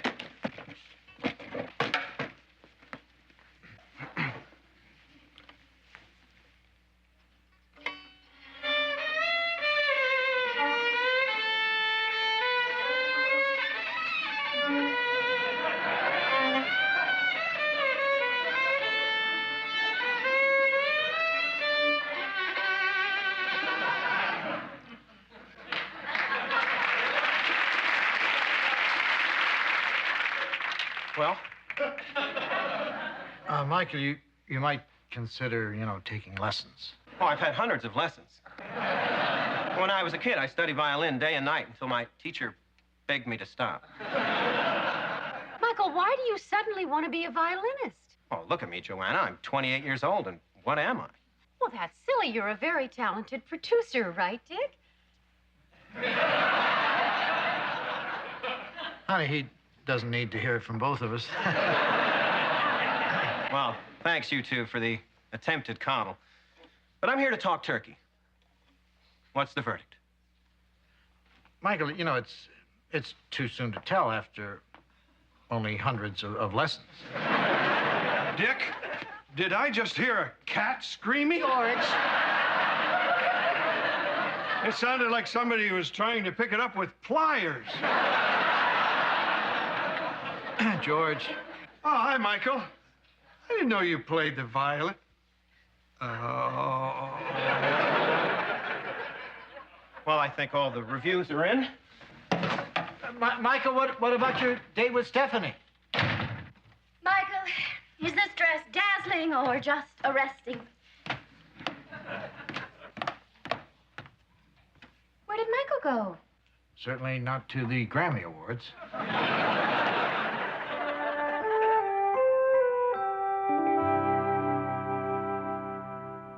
What's love got to do with it?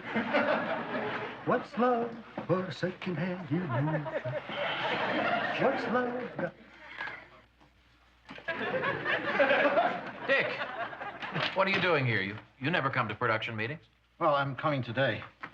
Michael hasn't mentioned a thing about this week's show. Where is he? Half an hour late.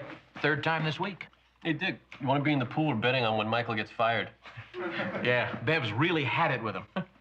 I've got $5 on noon tomorrow. What looks good to you, Dick? No one's getting fired. Let's start the meeting. Whoa, what's love got to do with it? Bud? What? Dick, what are you doing here? You never come to production meetings. How would you know? All right, who's this week's guest? We could start a pool on that. Are you saying that Michael never mentioned who the guest is going to be? I don't think Michael's here, Dick. Hi, guys. I hear Michael's AWOL. Again. He isn't AWOL exactly. He's just God knows where. But we don't really need him for this meeting. As a matter of fact, we started without him. Good. I'll sit in. What? I'm sitting in. I'm the station manager. I can do that. Hey, great. So, who's the guest this week? Bev, we usually open these meetings with a little prayer. Hi, all. Sorry I'm late. My ballet class ran over. Dick, taking an interest in production, are we? Bev, great pearls. So, what about this week's guest?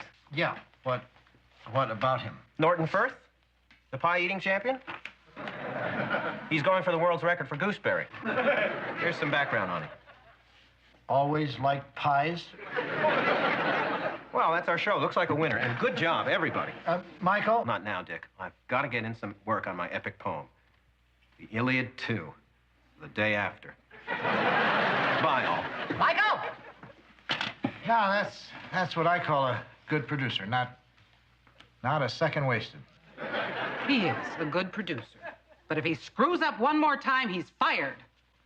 Have you given any thought as to what time you might do that?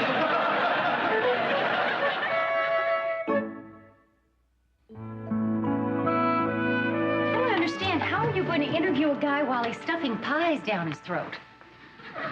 Well, it shouldn't be so hard. I've already laid out a few questions. Would you like a napkin?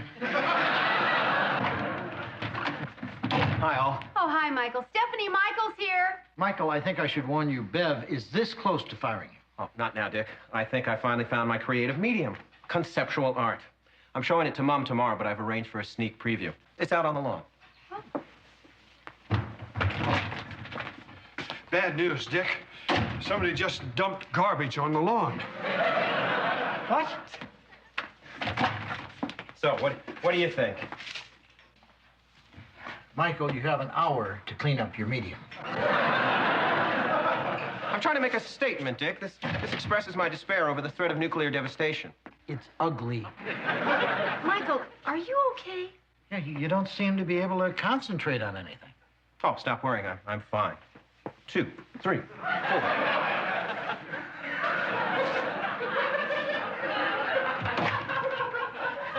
Okay, Michael, take one look and commence wolf whistles.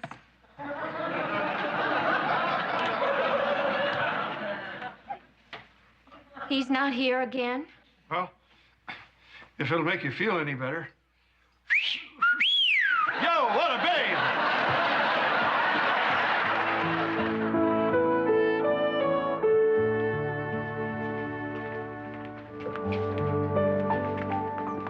Mr. Loudon, I'm Winston Bedell. We're all very excited. I'm excited for you. What is it that's got us all abuzz? Swiss-style dog food, and having you as its spokesman. Didn't Michael Harris call you? Not since he told us you were gaga to do the commercial. Aha. Well, it's a good thing you dropped by. This way you won't spend a lot of money for set, studio rental, that kind of thing. Ready for you, Dick? What? There must be a misunderstanding. I told Mr. Harris that I wasn't going to do the commercial. He should have explained that to me. Without you, there's no commercial. Well, I guess the thing to do is take this up with his boss. Doggone. Yeah, I guess if I don't do it, you're just gonna go with the Queen of England. Dick, this is what you're going to be wearing. No, I'm not. Well, if you insist. But we're not all as excited as we used to be. Okay, here's the rundown, Dick. You read the cards, pat the bench, the dog jumps up, licks your face, we're out of here. Fine, let's get it over with. Dick. He's your co-star. Okay, places, everyone. Try to keep up, Dick. Sit. Stay. All right, roll tape. Action. Hi, I'm Dick Loudon, and this is a bowl of Bedell's Swiss-style dog food. Looks like chocolate, nourishes like nobody's business. Make your pet as grateful as this little fella. Hold it. Well, what's the matter? You're supposed to pat the bench. The dog jumps up next to you and licks your face. The dog knew it. He was just waiting for his cue. Take it back to it looks like chocolate. Looks like chocolate, nourishes like nobody's business. Make your dog as grateful as this little fella here. Cut! He didn't lick. Now, was that his fault, or was I supposed to pull his tongue out for him? Bud, how do you make the dog lick? Oh, I don't know. Want him to roll over and play dead? Great, Bud. That'll sell a lot of dog food. Hey, look. What's in that sandwich? Liverwurst. He likes it, doesn't he? I've got it. We take some of the liverwurst, we rub it all over Dick's face. No! Fine. Nice, supportive, creative environment you're building here. Dick. Mr. Loudon has a point. Maybe we should call this off. I'll just go talk to the station. Oh, okay. Rub me with liverwurst. All right. The station's buying me another sandwich. Okay, let's take it from it looks like chocolate. Roll tape. Looks like chocolate. Nourishes like nobody's business. Make your dog as grateful as this little fella here.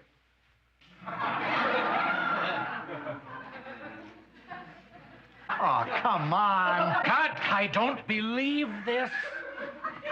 Hey, you know what my dog likes? Ice cream. No good. Ice cream would show up on Dick's face. Not if you put it in his ear. You're a genius.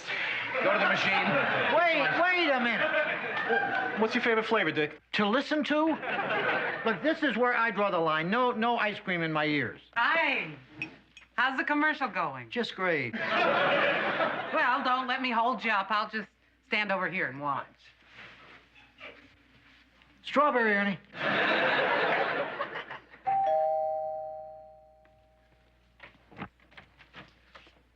Steph. Michael, you walked out on me twice. I think you owe me an apology and a precious stone. Steph, can we talk while I paint? Mom just called. She's back in town, and I only have a few more minutes to achieve something of lasting importance. Children with big ears? Well, the ones with big eyes got a lot of attention. Michael, those kids were cute. These kids need plastic surgery. Well, maybe I can finish the first chapter of my novel.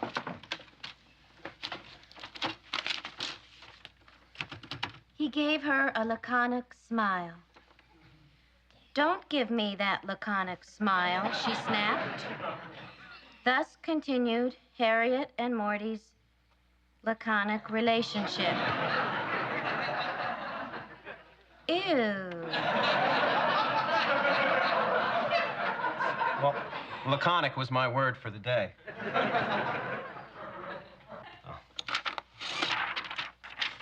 Michael, come and sit down.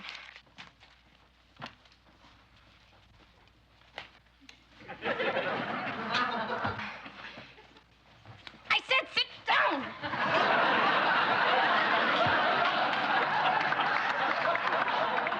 Michael, novels, paintings, the violin.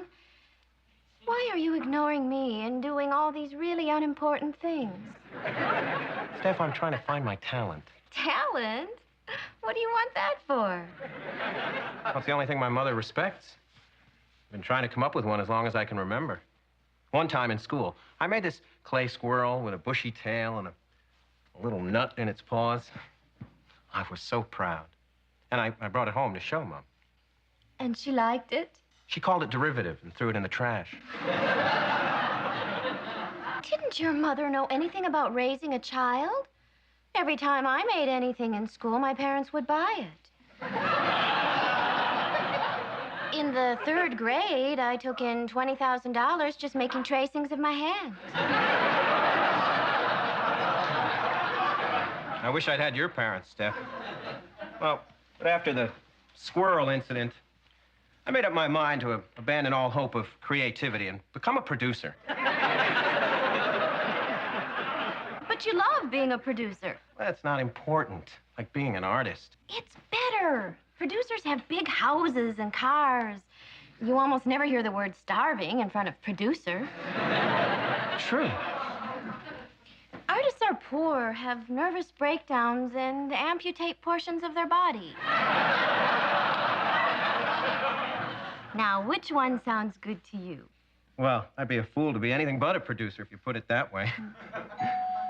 Oh, my God, she's here, and nothing's finished. Steph, stall her. I've only got 4 chapters to go.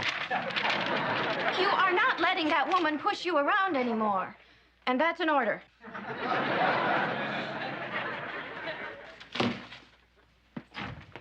Hello, Michael Carissimo. Hi. Well, this is certainly a long overdue meeting.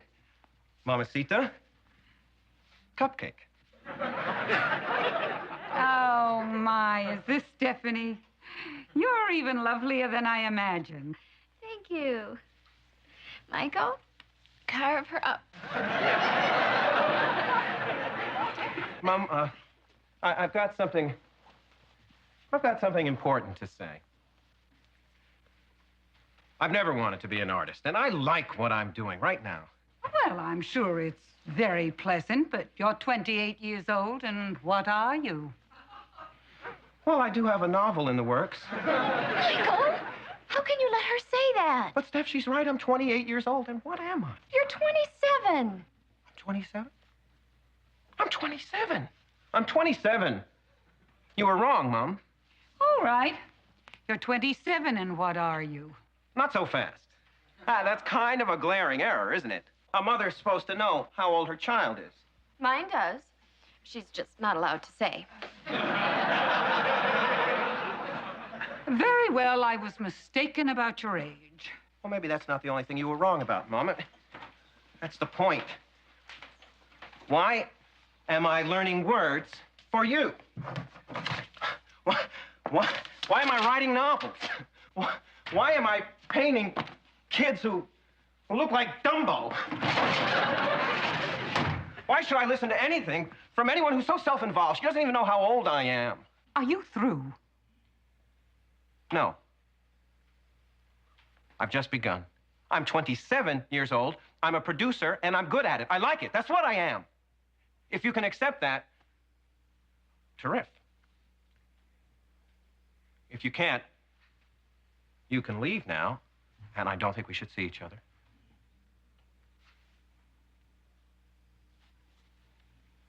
Well, my plane isn't for a couple of hours, and you did promise me dinner. A smashing dinner. I'll write it off to the station. Producers can do that, you know. Michael, I've never seen you so focused, so passionate. If only you could channel that into art. Mom.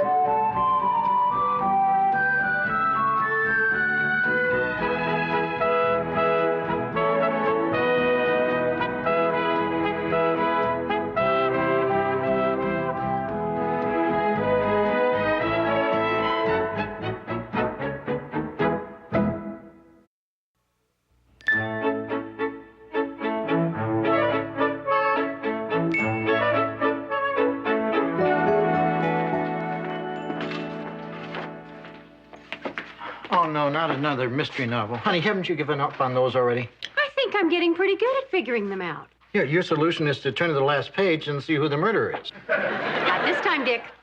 This book has the solution inside a sealed envelope. There is no way I can cheat. Honey, this wouldn't keep out the Smurfs. Dick, I swear I'm not going to open it until I've positively solved the mystery. Maybe you better hide it for me. Consider yourself frustrated. Hi, Harley. Hey, Joanna. Hey, Dick. Got any jobs available? Harley, I thought you had work. No, I lost that job with a wrecking crew. Turns out they're real sticklers about getting the addresses right. I'm afraid there's nothing at this address either. Good morning. Hi, Harley. Well, I'm off on official volunteer fire department business. Doing what? Putting out volunteer fires? That wouldn't go over too well down at the firehouse, Dick. We like to treat this whole matter more seriously. Our motto is, fire can burn. Well, I've got fire inspections to conduct. I'm covering the east side, starting with the Minuteman Café and working my way back to home base. That means you'll be inspecting here. In layman's terms, yes. Wait a second. When people have fire inspections, they're sometimes not up to code. When they're not up to code, they need repairs done by competent repairmen. But if I get there first, they'll hire me.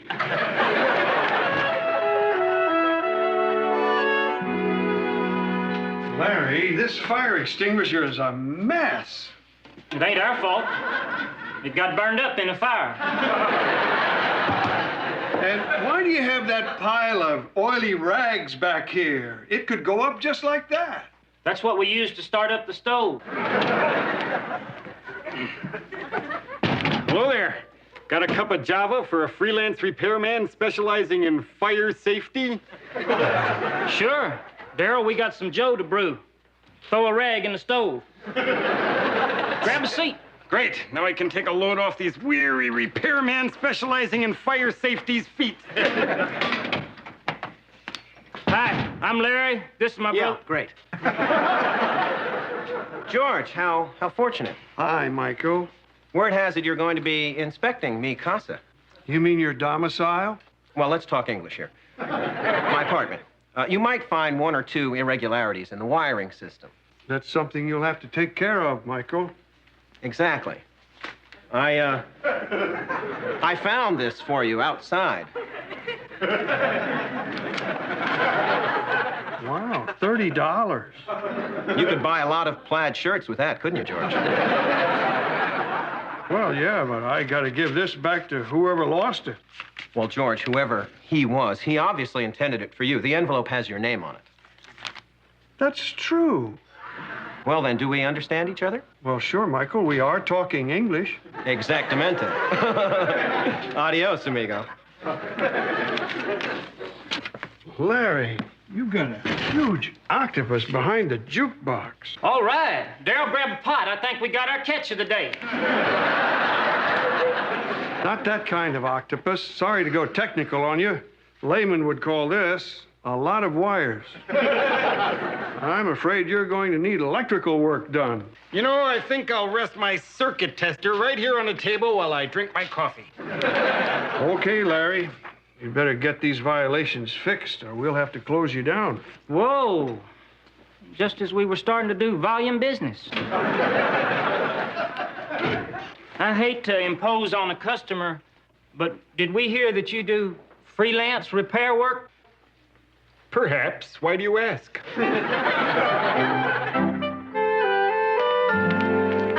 Okay. I just eliminated the houseboy as a suspect. He couldn't have committed the murder. He was in Paris that day. Paris, France, or Paris, Texas?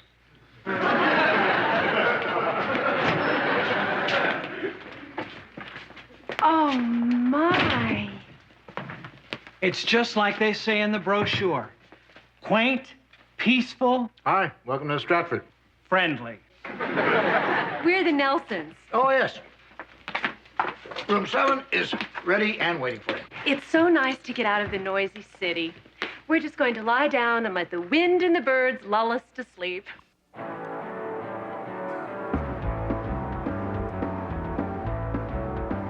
Those darn teenage birds. I think that's our neighbor's jukebox. I'll take care of it. Larry, what's going on over there? You're rewiring. Can't you find a quieter way of testing your circuits? No, I don't think Johnny Mathis is the answer.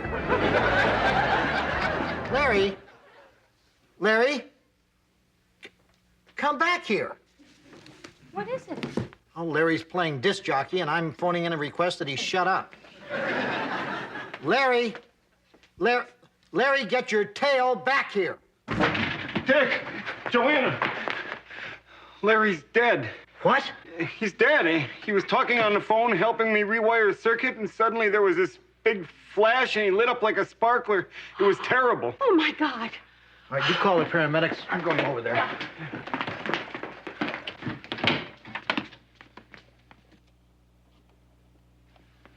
Oh, my God. Darryl, is he? Hi. I'm still Larry. Harley said you were dead. I was, but only for 2 minutes. You were dead and you came back? Yeah, I heard a voice calling, urging me back to life. He kept saying, Larry? Larry, get your tail back here. That was me on the phone. I know. Even dead, I recognized your choice of syntax. Paramedics are on their way to... Larry, you're alive. Hi, Miss Joanna. Hi, Miss Stephanie. Larry, are you all right? Previously dead, but better now, thank you. It was one of those 2-minute deaths. What was it like? Well, first, I felt myself floating up outside my body. Then I looked down and saw myself laying there, dead as a truck-pressed pheasant. Next to me was my brother Darryl, swiping my hat. And my other brother Darryl pulling off my shoes. Then they started grappling over my coat. They stole your clothes? Well, in all fairness, I was dead. And if I'd been gone any longer, I'd had to meet my maker like this. Larry, do you remember anything else? Well, I noticed a bright light that enveloped me in a feeling of serenity and peace. It was at least a 75 water. Then I saw a magnificent presence beckoning to me with open arms and unbounded love. Larry, that's amazing. What did this presence look like? You know that girl on Facts of Life? Tootie? Yeah, kind of like her. Then what everyone says is true. Anyway, just as I was getting my heavenly legs, you called me back. Larry, look, you've had a big day. You've rewired the cafe. You've been dead. Why don't you go to bed and take it easy? No. I can't be getting any rest until I've done it. It? My mission. There's some task you're going to be needing done. And the reason I'm back on Earth is to do it. What is it? Can't say. Tootie works in mysterious ways. But I'll know in my gut when I do it. Wait a minute. You got something on your sweater. This could be it. Lint? Nope. Weren't it. Larry, do you have any idea of when this it is going to happen? Can't say. Could take a day. Could take a lifetime. Weren't it. Weren't it. Weren't it.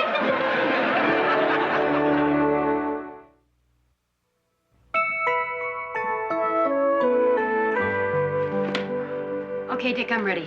Here goes. It is my considered opinion that the murderer can only be Bjorn, the ski instructor. The motive, the oldest of all. He couldn't bear to see Lizzie in the arms of Raoul the gardener. Well,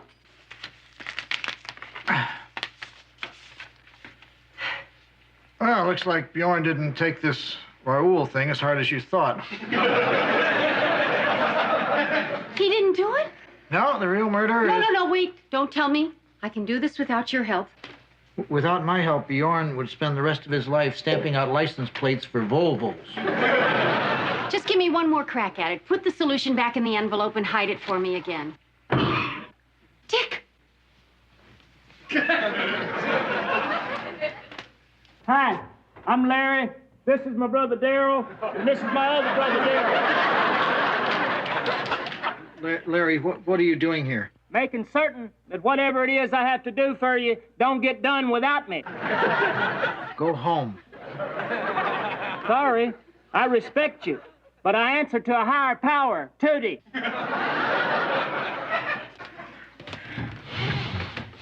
Larry, come in here.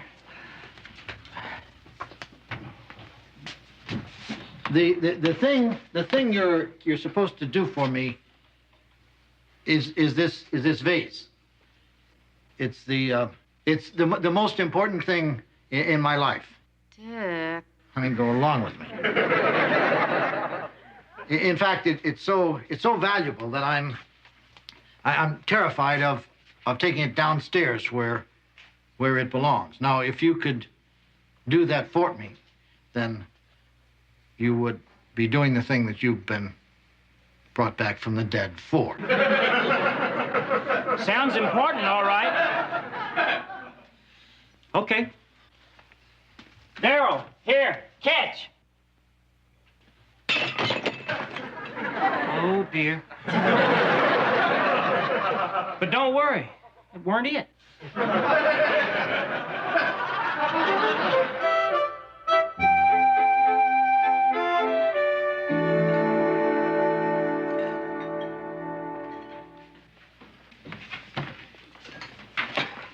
The kitchen checks out. I got to inspect the basement.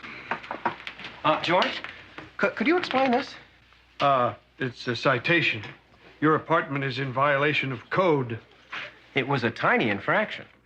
You were siphoning off electricity from other tenants. The lady above you couldn't even recharge her wheelchair. George, I thought we had an understanding. What about? You remember that $30? That was to encourage you to not look too closely at my fuse box.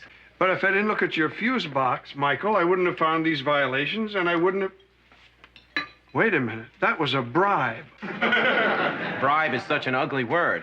Too bad it's so damned appropriate. I'm afraid I'm going to have to return your money, and I'm going to cite you for attempting to bribe a fire inspector. George, stop writing. I've learned my lesson. How much would it cost for you to forget the whole thing? Hey, I'm having a hard time chewing under scrutiny here. Larry, maybe the thing you were supposed to do for me is take a lap around the county. Worth a shot.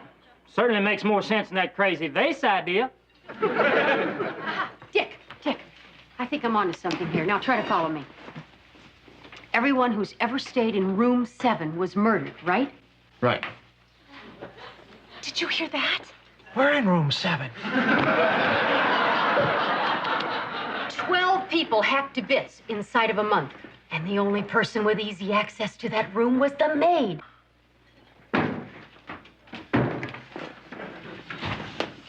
I broke one of the yolks. Can you live with it? Yes, it's perfect. We love it.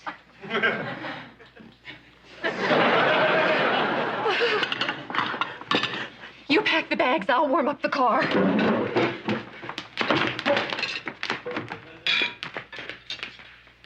Bad news, Dick. I'm going to have to cite you unless you get the basement cleaned up by the 15th. Okay. George, you have until the 15th to clean up the basement. Gee, Dick, you're not giving me much time. I'm kind of busy with these fire inspections. High potential charred remains. I couldn't help overhearing you might be in need of my services. I got this unsolicited letter of recommendation from my last employer. Harley Eston is a good worker And in no way do I hold him responsible for my death. Well, that cinches it. Looks like you got yourself a job. Thanks, boss. Boy, this is my passport to anywhere. Dick, Joanna, that disgusting man over there is smoking a cigar. Why don't you tell him to put it out? What, and risk having a smoke ring touch my hair? Well, I guess somebody has to protect the hair of our women folk. This room will need 15 minutes to air out. I'll need 30. Mr. Jessic, I'm sorry, but we don't permit cigars in the inn. Why not? Well, some of the other guests think they're, well, disgusting. This isn't disgusting. This is disgusting.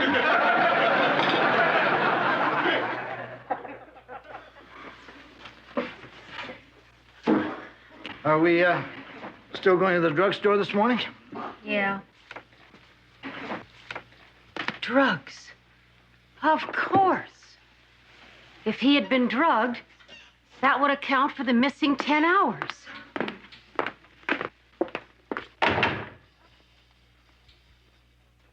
Stephanie, I think you can finish clearing away the plates now. But I still smell smoke. Stephanie, the man put a cigar out a long time ago. You do not smell smoke. Do too. Okay. But if I get black lung disease, I won't be beautiful on the inside anymore, and it'll be all your fault, and I'll hate you. All right, you can finish the dusting first. Dusting? Gee, pinch me. I must be dreaming. You ready to go, honey? Yeah. Oh, I left my galoshes on the mud porch. Oh, these aren't my good shoes. Okay. Gangway! Oh! Oh, my God! Fire! I told you I smelled smoke.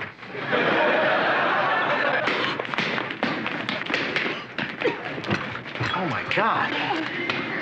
Ew, Don't worry, fire's out. And Darryl, if you don't mind medium rare, lunch is ready.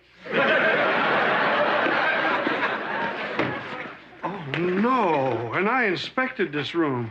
I'm going to have to turn in my badge. No, you won't. Here's your culprit, a carelessly discarded stogie. Looks like it's got a couple of good puffs left in it. So does this room. Come on. Larry, I guess I owe you an apology. You kept saying you were called back to life to do me a favor. And I doubted you. But if you hadn't been here, we could have lost the inn and maybe our lives. And that's what you were called back to do, and I'm glad that you were here to do it. Glad I could help out. But this weren't it. Of course it was. I gotta go with my gut, and my gut's going no way. Larry, you saved the inn. This was it. No, it weren't. Yes, it were. Nuh-uh. Larry, you risked your life to save me and the place I love. No one has ever done such a thing for me in my life. And I want to thank you from the bottom of my heart. Now get out. Okay, I'm off the case. But you're doing a whole nose full of thumbing at the metaphysical. Well, that room's a mess. Harley, I have some mops and pails in the basement. Come on. Right behind you, boss.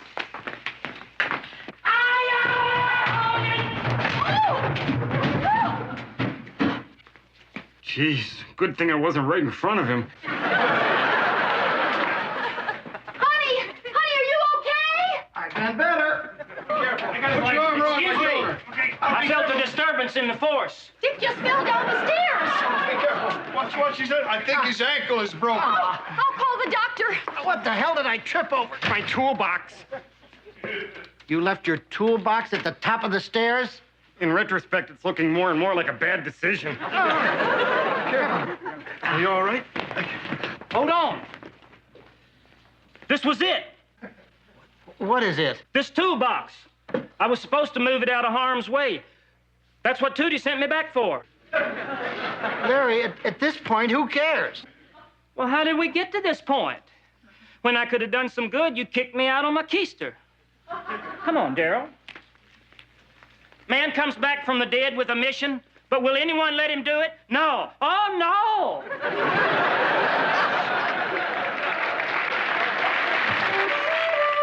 no! Put that together with the bleached hairs on the sofa, and the murderer of Lizzie Poteet had to be the fat triplet. That's right. I must say I'm impressed. You set your mind to it and you solve the mystery. Well...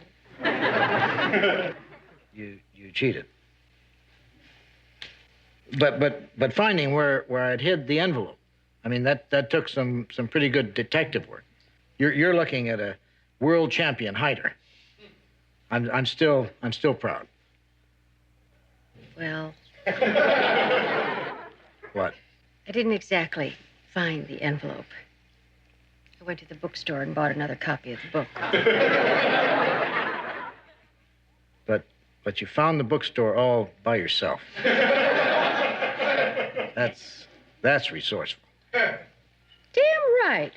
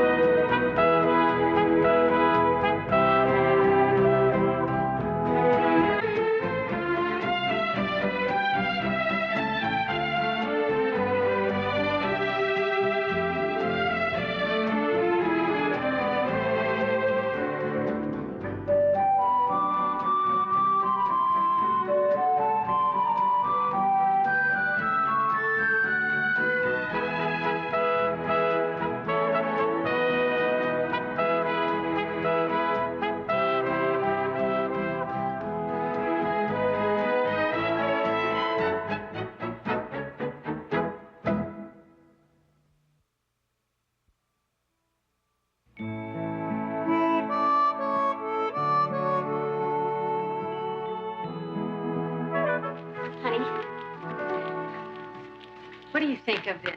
Honey, just a second. I'm right in the middle of deciding what my next book will be. Oh, well, what are the choices? Well, it's either you and your automotive fluids or grouting without pouting. Well, I can't stand the thought of all those unhappy grouters, so what can I do for you? First, do you like this dress? Yeah. Second, when I wear this dress on our anniversary next week, where will you be taking me? Dinner and a movie? Dick, that doesn't sound very romantic. Oh.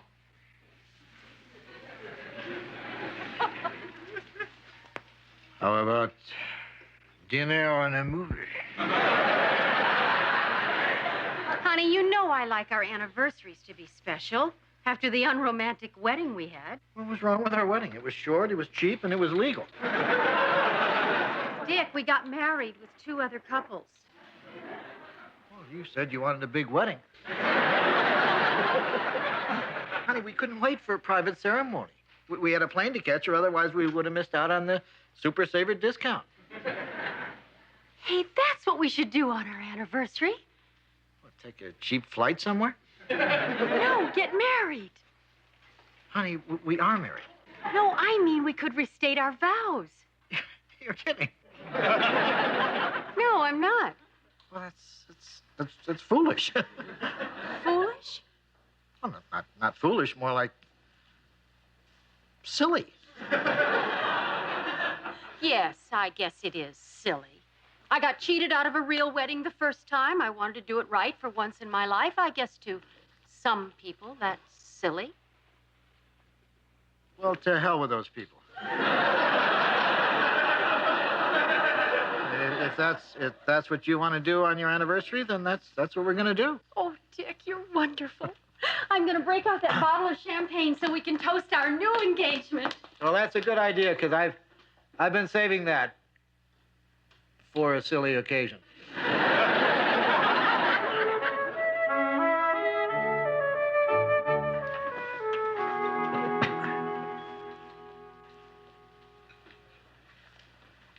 Honey, is that your foot?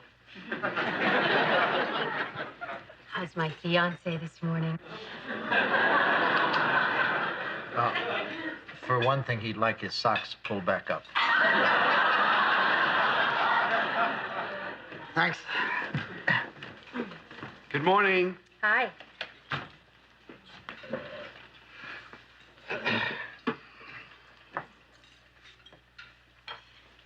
Pass the sugar, Cutums?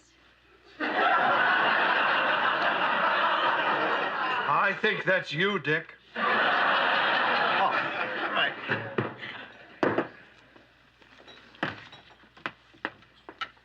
Hi, Stephanie. Honey, should we tell them the big news? I don't care. We're getting married again. Ooh.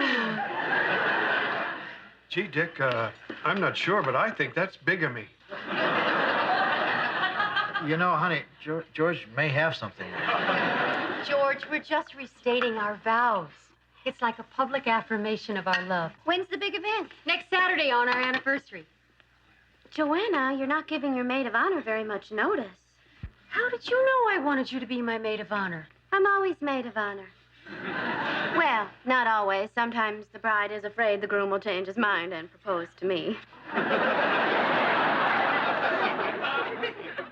Dick, I know I probably don't deserve it, and it's a lot to ask, and you probably have other people in mind, but could I be your best man? What the hey?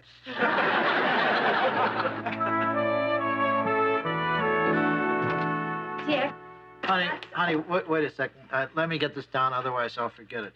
If water continues to leak, you have not grouted properly. Yeah, what's up? I got some darling wedding invitations at Peterson's Drugs and stuff, so I'll need a list of who you want to invite. George. That's all? And you're inviting Stephanie. We can't have a wedding with only 2 guests. Honey, I was hoping to keep this thing small. This thing? Yeah, I say this thing. You say this public affirmation of our love. Potato, potato. Well, honey, I really want to share this occasion with our friends. Well, honey, let's try to keep it to our close, intimate friends. Well, so far, it's just George, Stephanie, and the Petersons. The Petersons. Of Peterson's Drugs and stuff? Well, Dick, I kind of had to ask them. They saw me buying the invitations. Did anyone else see you? No. And you weren't followed? We also have to talk about where to have the ceremony. I've always pictured my wedding in a beautiful chapel. I've always pictured mine in the lobby of an inn. Dick, come on. I want to do this right.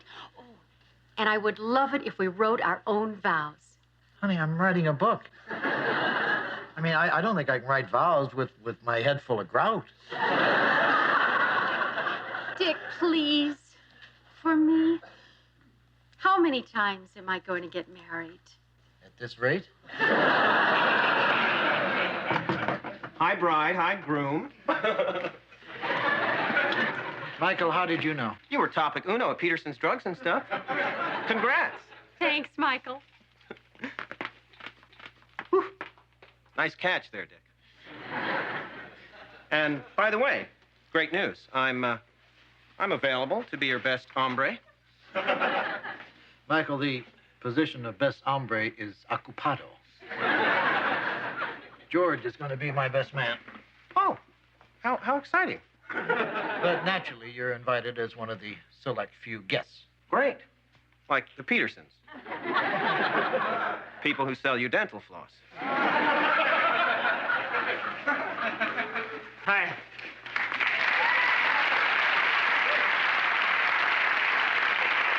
I'm Larry. This is my brother Darryl, and this is my other brother Darryl. We was over at Peterson's Drugs and stuff, looking for a birthday gift for Candace Bergen, when we heard about your impending nuptials. So, here we are. Which one of us is going to be your best man? I'm sorry, guys. George is going to be my best man. Well, this is a knee in our collective groin. But we won't hurt your feelings by not coming to the wedding. Well, gee, I don't know, guys. After what I've done to you, it'd serve me right if you didn't come. No, we'll be there. If you invited the Petersons, you must be having trouble finding takers. Hi, everybody. Hi, Dick. Hi, Chester. Hi, Jim. We just wanted to congratulate you on your upcoming wedding. And make sure we're invited. Listen, guys. Of course we're invited. They invited the Petersons, didn't they? That's true, and they hardly know the Petersons. I guess we are invited. Good. Good. Then it's set. Do me a favor. Don't spread this around. I don't want any more people at the wedding than we already have. Oh, hi, everybody. Hi, Dick. I hear you're planning to tie the knot. Harley, I have to draw the line somewhere. You can come to the wedding. Oh. Oh, no problem. When I hear those wedding bells toll, I'll just throw a handful of rice into empty space. Listen, far be it from me to play on your guilt, but maybe there's a wedding-related job I can do? You need a bouncer? I don't think so. I'll be packing heat. Can I park cars? Harley, I don't need... All right, you can park cars. Great. It'll cost you a little more than a bouncer, but it's your funeral. Dick, a couple of people are here from your TV station. Apparently they heard about the wedding from the Petersons. Can I invite them? Oh, what the heck? A couple more people won't matter.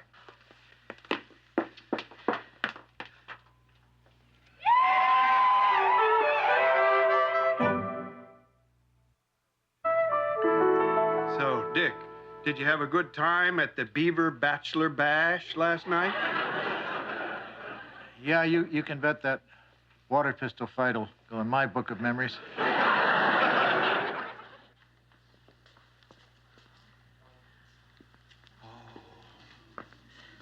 Oh, honey, you look beautiful. Yeah. Even more beautiful than that girl the Beavers hired to jump out of the... You look real beautiful. Thank you, George. You look nice, too, Stephanie. I hate this stupid dress. What's the matter with the dress? You look lovely. Obviously. But you never told me I'd have to wear the same outfit as a bunch of yucky bridesmaids. Stephanie, that's how it's done. Please, just try to live with this, okay?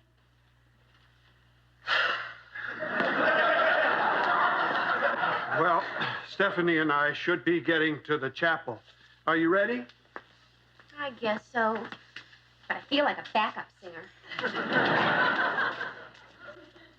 So, the 15 years show? Yeah. No, what I mean is, they look great on you. Thanks. And thanks for marrying me. Both times. Honey, these things don't come easy to me, but, ditto. Oh, Dick. I'll get it.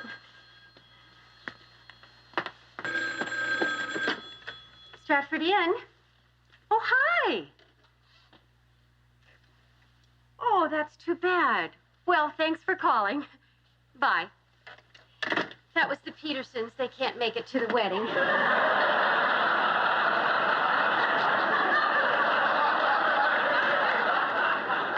What? When they heard how many people were coming, they changed their minds. It turns out they hate crowds. You mean they're weaseling out? Well, Dick, what do you care? It's not like they're friends. Well, of course they're not friends. The most intimate thing they ever said to me is you want a bag for that. But you went and invited them, and that's the reason the whole town is coming to this stupid thing. Stupid thing? All right, stupid public affirmation of our love. Stupid potato, stupid potato. And now the people responsible are the only ones who are smart enough not to show up. Oh, yeah?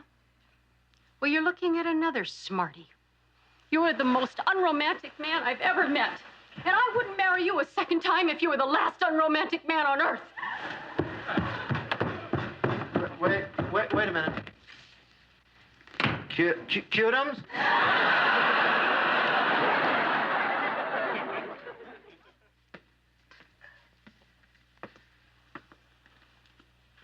Joanna? Joanna,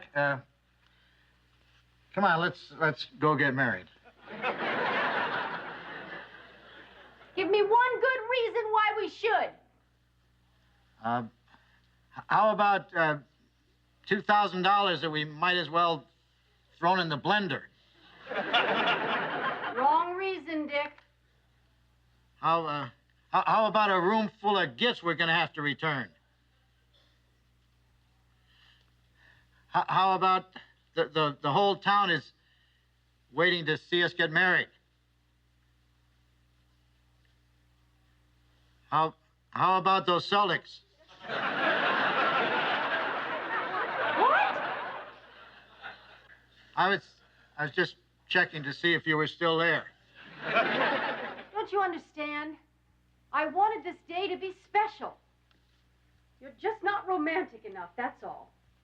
Look, maybe I wasn't enthusiastic about restating our vows, but hey, this guy is romantic. You never even proposed to me.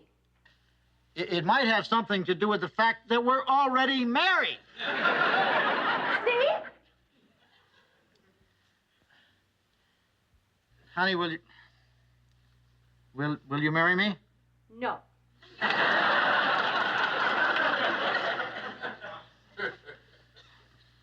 Please? Are you down on one knee? Yeah. No, you're not.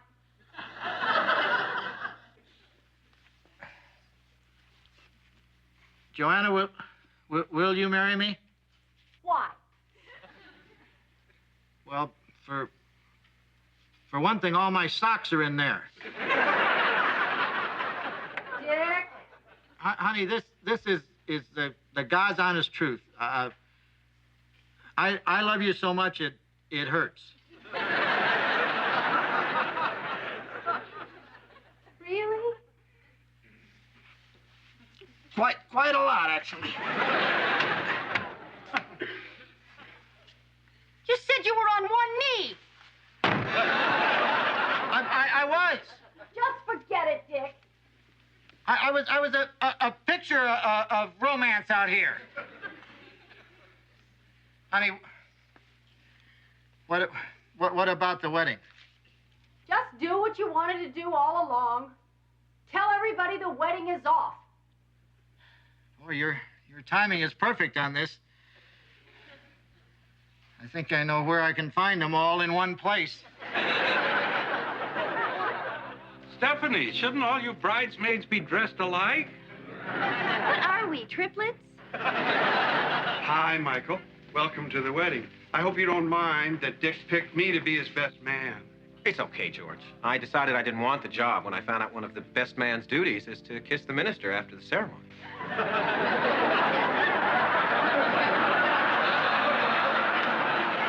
Hi, Steph. Nice dress. Do you like it? It's just a little something I bought from the bride at the wedding before this. Hi, Harley. How's...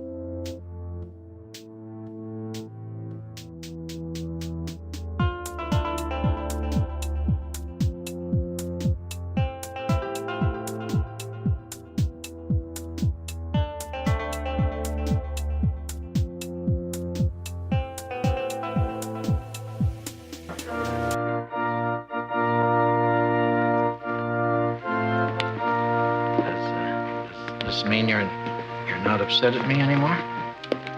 Keep dreaming. I'm going to say I do, and those are the last words you'll ever hear out of me.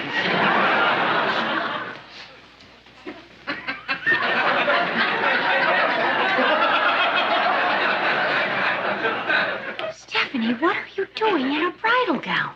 I could ask you the same thing.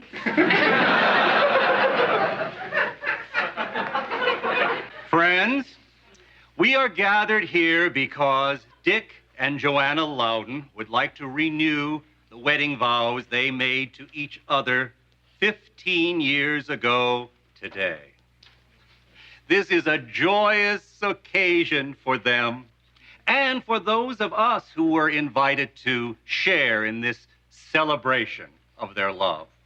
And they're making my job easy today because they've prepared their own wedding vows.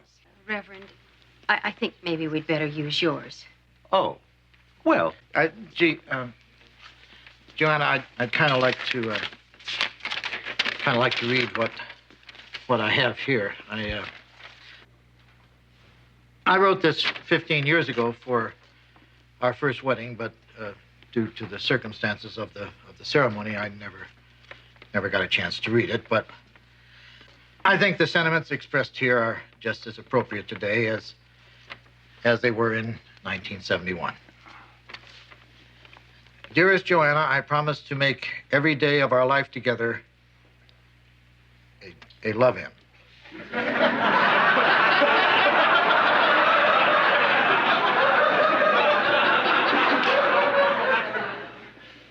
To never give off bad vibes, no matter what bag you're in. Never to lay head trips on you.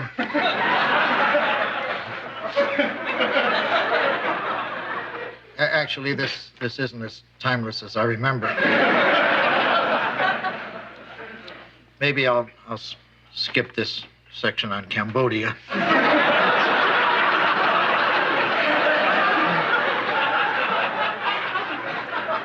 Finally, Joanna, I promise if my love for you ever changes, that it will only mean it's grown stronger, and that's still true today. Oh, Dick. Excuse me, but the kiss comes later. Want a bed?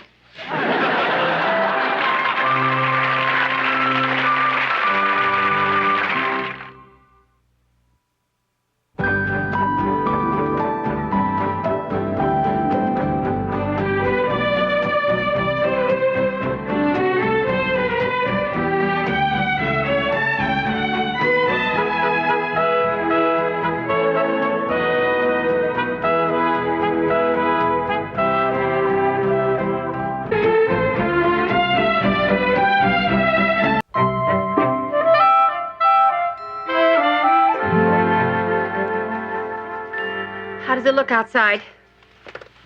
Clear blue skies, cloud inside. It's absolutely beautiful. Damn it. Honey, don't get upset. It can turn miserable like that. I hope so, Dick. The snow carnival is only a week away. How you doing with those caps? Well, I'm just finishing my 103rd. Snow Carnival 1986. Well, either it'll snow and these will sell like hotcakes, or you wasted a month of your life. Hey, Dick. Joanna. Hi, Harley. Well, it's that time of year again. Ready to shovel the snow out of your driveway. Harley,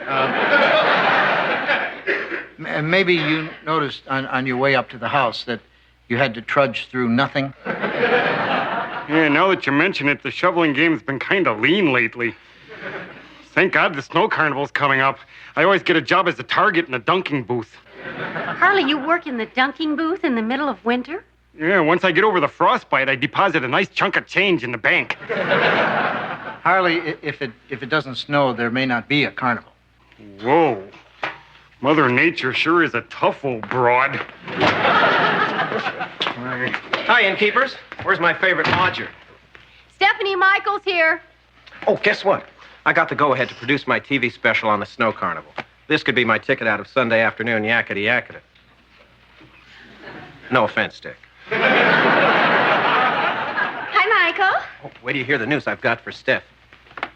Get ready to ooh. What is it? Stephanie has been named the official 1986 Snow Carnival Ice Maiden. Stephanie, congratulations. Were there a lot of girls up for this? There was no competition. Not even close, huh? No, there was literally no competition. They left the decision up to me, so I said to myself, in this entire town, who's more deserving of the title Ice Maiden than my Steph? Well, I have to go along with you on that. Oh, thank you, Michael. Come on, let's celebrate with an expensive lunch and then take a tour of my kingdom. Dick, Joanna, I've designed the Stratford Inn float for the parade. Want to see? It looks like a giant sleigh. I call it the Giant Sleigh. It's going to be bright red with silver runners. I figure the whole thing should cost $350. George, you better hold off. If it doesn't snow, building a sleigh could be just as useless as what Joanna's doing. Dick? Don't worry, Joanna. It's going to snow. All the signs point to it. This morning I saw rabbits scurrying into the woods. There, Dick, you see? Yeah, that always means a storm is coming. Well, you'll have to forgive me, George, but I have this thing about getting my weather information from primates. There's an emergency town meeting tonight. They're going to decide whether to cancel the carnival. I think we ought to wait for the outcome before we build a float. All right, Dick. But if we don't get started soon, our entry in the parade is going to be this.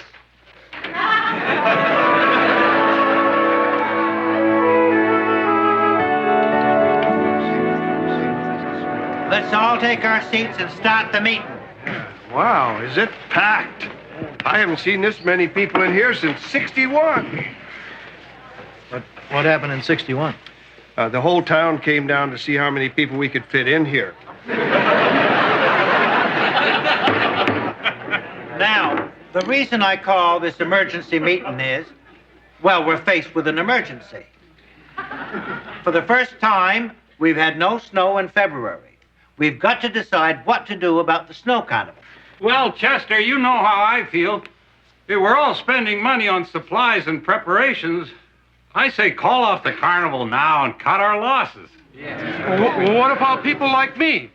The money I make during the carnival carries my souvenir shop through the rest of the year. Yeah, if the snow carnival's canceled, a lot of us are going to go under.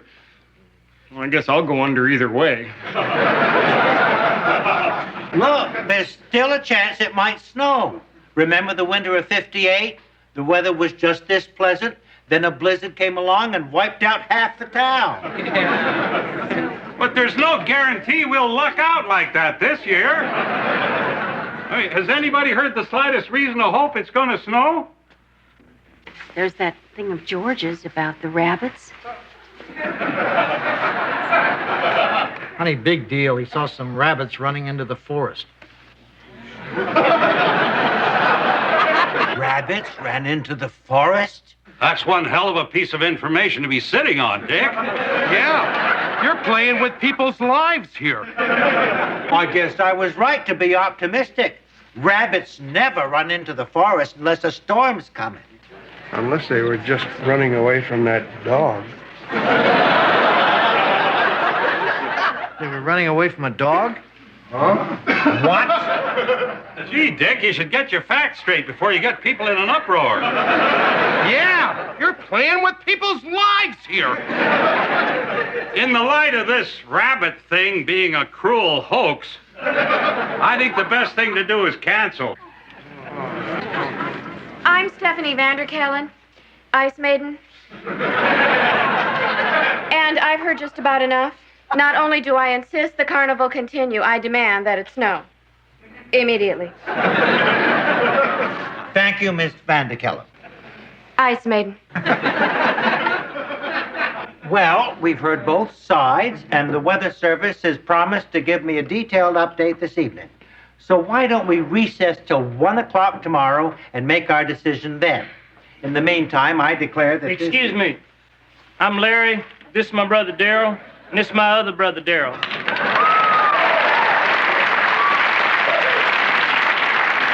We can save this town. Well, how are you going to do that? We can make it snow. Well, of course, only God can make it snow. But sometimes he needs a little goose. That's where we come in. Our fee is $1,000. $2,000 if you want it to stick.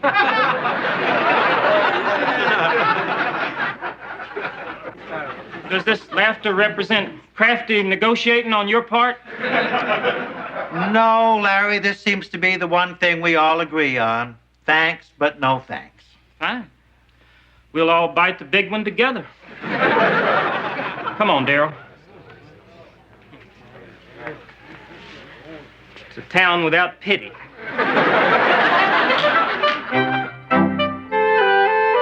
Honey, until we know there's going to be a carnival, why don't you stop knitting those things? I can't. Knitting's the only thing that relaxes me when I'm worried. Well, what are you so worried about? That I've been a fool to knit all these things. I better get more wool.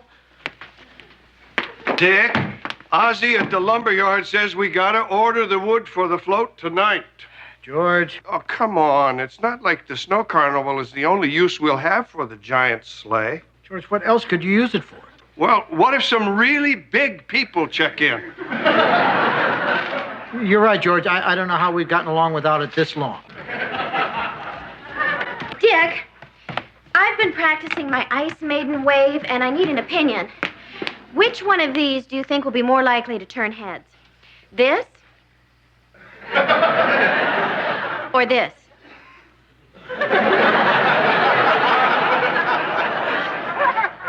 The first. I like the second. Hi, Steph. I'm here, and I'm not empty-handed. My Ice Maiden costume. I'll run upstairs and try it on. And I'll wait here and prepare to hubba-hubba. Evening, all. Dick, glad you could make it. Glad I could make what? An emergency meeting of my trusted advisors. Well, a confab of the town biggies. Glad I'm here. Dick, we've got to decide what to do about the carnival if it doesn't snow. Ah, so we're here to powwow over worst-case scenarios vis-a-vis the snow carnival. I still think we should cancel. If you don't mind, I'd like to address Jim's suggestion. Real stupid. Michael, butt out. You're just trying to save your TV special. If we could just focus on the matter at hand. The purpose of this meeting is to come up with suggestions to save the carnival. Well, if we're spitballing. Snow or not, it'll still be February. Why not call it the Feb Fest? Michael, people come here for snow. They could get Feb in Jamaica. Hold on, Dick. This is the first alternative anyone's come up with. Michael, how would this Feb Fest go? Well, exactly like the snow carnival, but with a few variations. Instead of an ice sculpture competition, we'll have a wet T-shirt contest. I don't know about you guys, but I prefer cheesecake to ice. And we won't have to change a thing about the dog sled race. It'll be more of a challenge for those pups to pull over concrete. So, is everybody ready to carnival? Thank you, Michael. I think you've made it clear there's absolutely no way we can have this carnival without snow.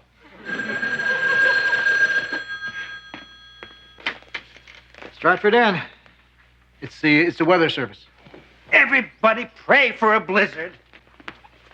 Thank you very much. Fair and warmer all next week.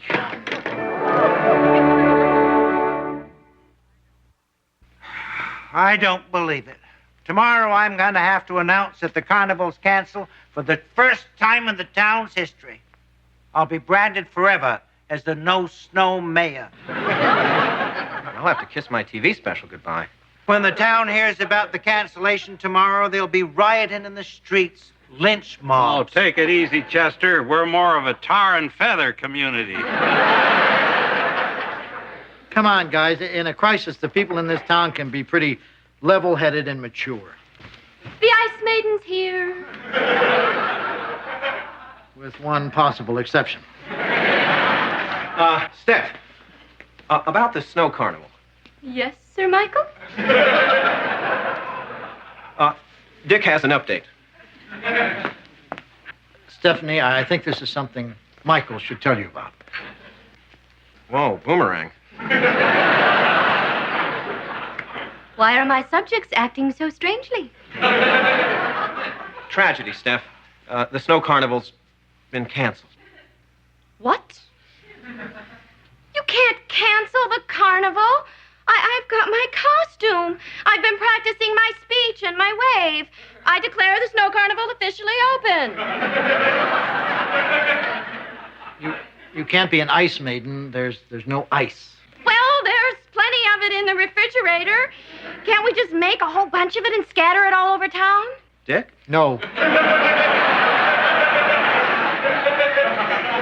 it isn't fair. Stupid act of God. I better go comfort her before she does something destructive with that wand. Well, Chester, I'm not going to say I told you so. A good portion of the town will do that for me.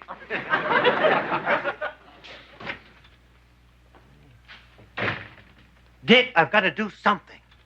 Like what? We've exhausted every possibility. Not all of them. I could hire Larry, Darryl, and Darryl to make snow. Chester, what do you want to be known as? The no-snow mayor or the moron mayor? But those guys are our only hope. Dick, I want you to talk to them. Me? Well, I've got to prepare for the town meeting, and they seem to like you. Besides, I'm afraid of them. See what I can do, but I think it's a crazy idea. Tell them the deadline is 1 o'clock tomorrow. We've got to have snow before that meeting. I'll write you out a town's check for $2,000. Are you sure you want to give these guys $2,000? Well, I'd love to give them only one, but we do want it to stick, don't we?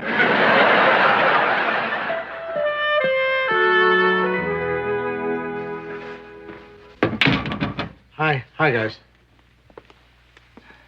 Can I talk to you about something?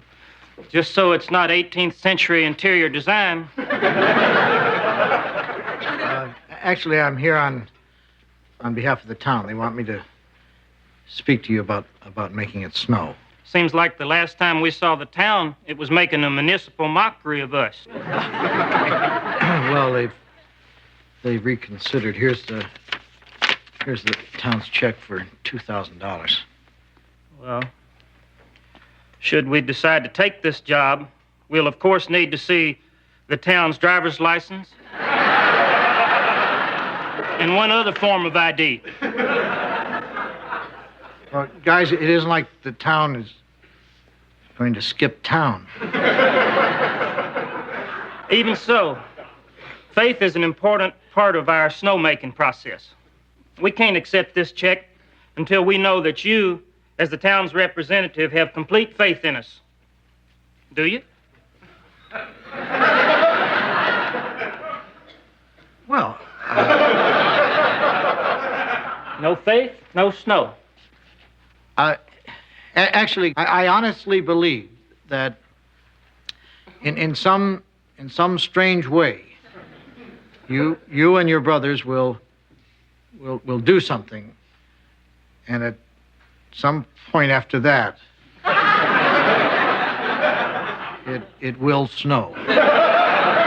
Whoa, this guy's going to the wall for us. Okay, we'll do it. Darryl, make a list. We'll need the usual supplies.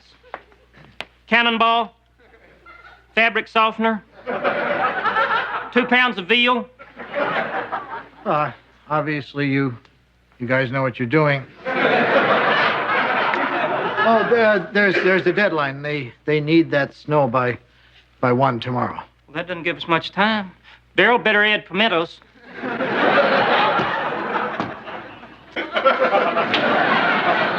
Well, we got a mountain to ascend.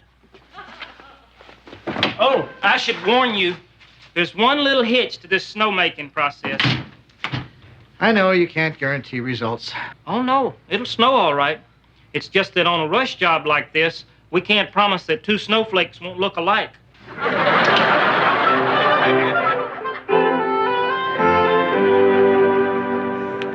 Do you think it's going to snow in time? I hate to think that Larry, Darryl, and Darryl bought 2 pounds of veal for nothing. When are we going to start this meeting? It isn't scheduled till 1. That's in 3 minutes. Anything can happen in 3 minutes. Just tell us the carnival's canceled so we can start painting our going out of business signs. You might want to move things along. If they come for you, I can't take out more than 6 of them. I'm not saying the meeting started, just let's talk. Is the carnival canceled? Not exactly. Then it's on? Not exactly. Some mayor can't even speak out of one side of his mouth. I'm going to take a couple of steps away from you right now. Doesn't mean anything.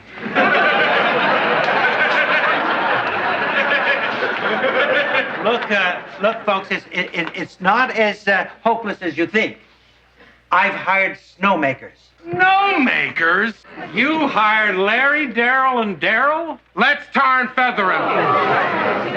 Told you. $2,000 down the drain. We've been swindled. Wait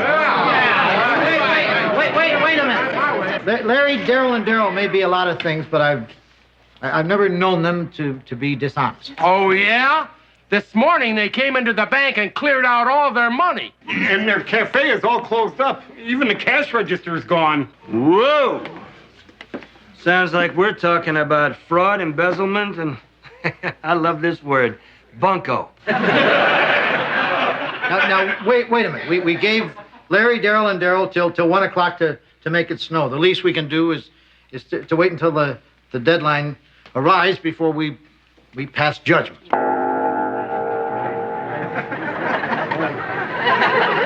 I'll go nap him. Well, that's it. I sadly declare that the snow carnival is officially canceled. Under the circumstances, the only honorable thing for me to do is resign. Yeah. Good thing this isn't Japan. You'd have to kill yourself.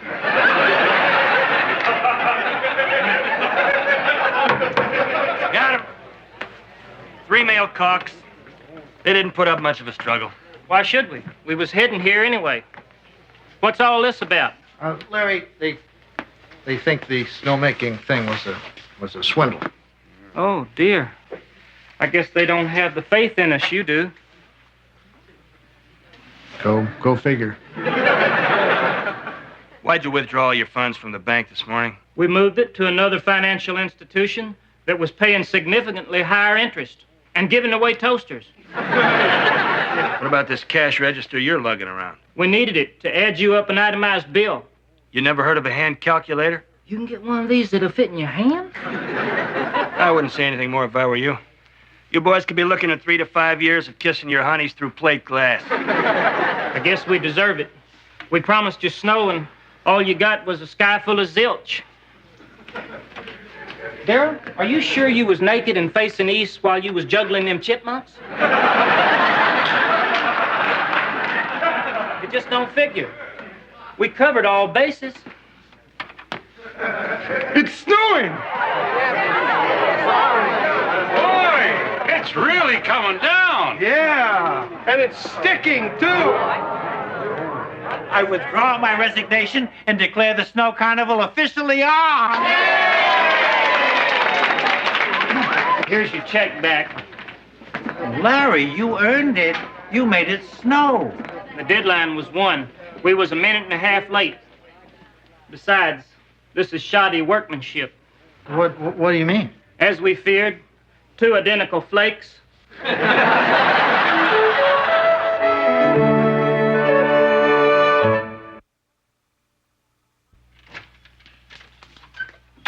Calling all perky blondes. Your escort service is here. I'm ready. How do I look? You look beautiful, Steph. Michael, we've been over this. How am I to be addressed? Forgive me. Your Royal Frostiness. And that outfit is worth every cent of the $20 a day it's costing me to rent it. The thing is, though, Yes, Michael.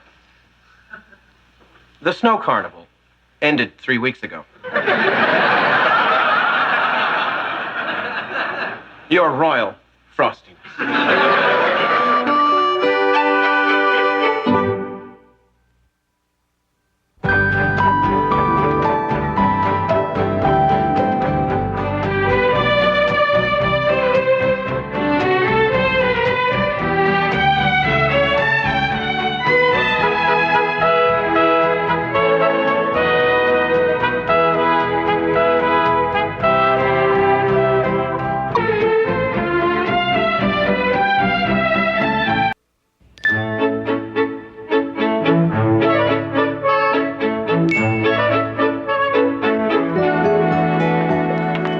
John, I just got off the phone, and guess who sold one of his books to a major video company to be the first in their series of how-to cassettes starring what local television personality who also just happens to be the author of that book? Gee, Dick, you're going to have to give her more to go on than that. They want you to make a how-to video? Honey, that's wonderful. Boy, you two know each other so well, it's scary. No, I mean, this is great. You know, it's a chance to stretch my creative muscles and enter a new level of artistry. Which book are they doing? So you want to be a plumber? Yeah, they're gonna shoot a test scene next week at the WPIV. They're coming to Vermont to shoot? Yeah, well, they feel, if I'm in a situation where I feel comfortable and with people I know, that it'll be artistically cheaper. Hi, I'm Larry. This is my brother Darryl, and this is my other brother Darryl. We would like to announce a grand opening. Of what? Of our new escort service. We almost called it the Anything for a Buck escort service, but Darryl thought we ought to try something more romantic. The Acme escort service. How'd you guys come up with this idea? Well, we was wondering how to raise the money to buy into a timeshare condo near Epcot when Darryl realized what a valuable commodity we are in ourselves. Yeah, you're right up there with pork bellies. Thank you. Darryl, tack one of them little eye catchers right there. No! You see, Larry, we have this pile of brochures, and when single women are looking for something to do, oddly enough, the first place they tend to look is right here. Near the bottom? Go figure women. Well, we better get back before them calls from affection-starved females start flooding in. Larry, what if there isn't exactly a flood? Get real. Here we are, the perfect combination of looks, sophistication, and conversation.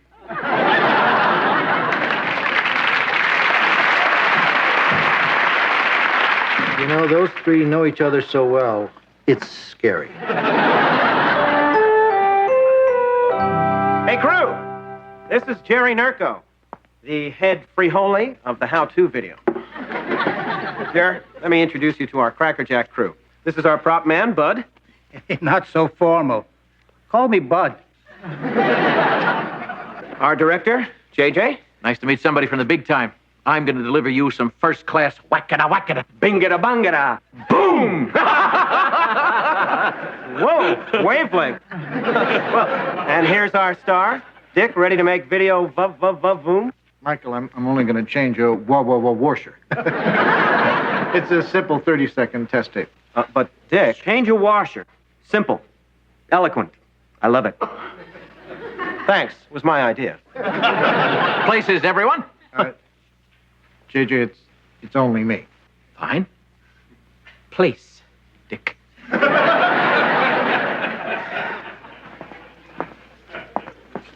Action. Hi, and welcome to Dick Loudon, So You Want to Be a Plumber. Of course, it's today's prices. Who doesn't?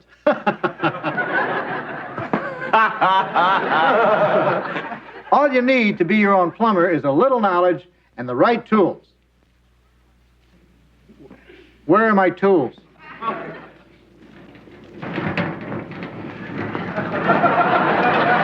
Is this what you're looking for, Dick? What are you doing here? I'm your beautiful assistant.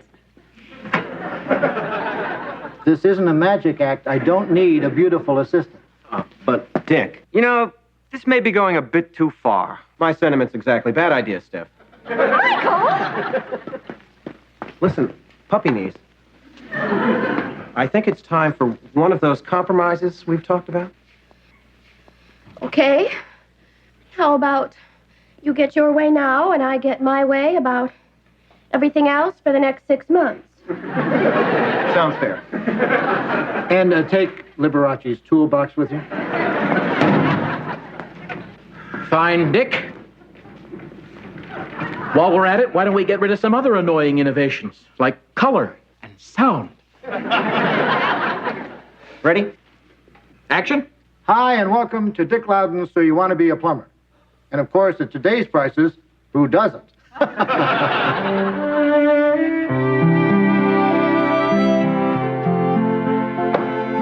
that? Video cassette recorder, so I can view all the cassettes I'm going to be making. Dick, you wouldn't even get one of those for me when Gone with the Wind came out. I wasn't in Gone with the Wind. Well, I think it's just an expensive toy. Frankly, my dear, guy don't give a damn.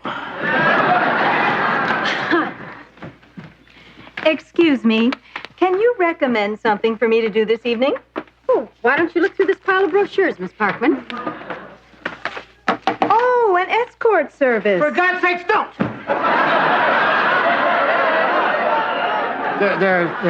There must be something else in here. I don't understand what's wrong with these people. That could take an evening in itself. Miss Parkman, why don't you go to the Spinnaker? They have wonderful seafood. Well, I do love seafood, but I'm the kind of person who likes to try new things. Then rent a duck suit. Just don't do this. Rent a duck suit? Well, there's no point in buying one.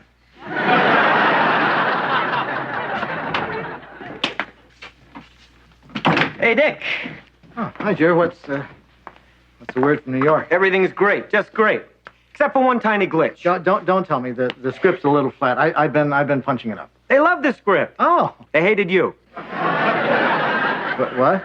No, maybe hate's too strong a word. They didn't feel you were quite right for the part.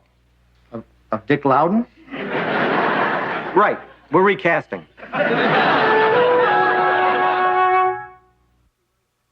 How can I not be right for the part of myself? Dick, personally, I think you make a damn fine you. But the research department tested your plumbing demo, and they come up with a few negative comments. Like what? Now, first, you have to understand that these are not necessarily bad qualities. They just don't fit in with the Home Office's thinking. For instance, you're boring. They're just not looking for that. You're kidding. And then there's that darn stammer of yours. Makes you sound unsure of yourself. Well, how can they say that? And people don't seem to trust you. Now, research feels it has something to do with your shifty eyes. I'm over here, Dick. Plus, you don't seem to hit our target audience, the 20 to 30-year-old working male. Who do I hit? 55 to 70-year-old women. They love you. They want to have your children. Trouble is, they don't fix their own plumbing. Well, if I'm not doing this video, nobody is, because I'm not going to let you use the book. Oh, technically, it's not your book anymore, Dick. You, want to read that? The author relinquishes all rights to this book in perpetuity in this medium or any other invented through time throughout the universe. We like to tie up those little loopholes. Hi, Jer. Hi, Dick. I'm not Dick anymore. They're recasting. What? They say I'm a stammering, shifty-eyed bore. Oh, really? Well, let me tell you something, Mr. Big Shot. You can just go back to your fancy New York studio and use all the high technology you can find. That's not going to make this project work. You have nothing if you don't have this man right here. Thank you, Michael. Michael was still planning to shoot at WPIV. Oh, let's brainstorm on replacements for Dick. Michael? Dick, calm down. It's not like we don't want you on the project. We just want you behind the camera where you can't bore people. And you expect me to help you? Well, forget it. In perpetuity throughout the universe. Dick, we're going to make this video either way. You can advise us and see that So You Want to Be a Plumber is true to your vision, or we can leave all the creative decisions up to Michael. Well, let's make a video.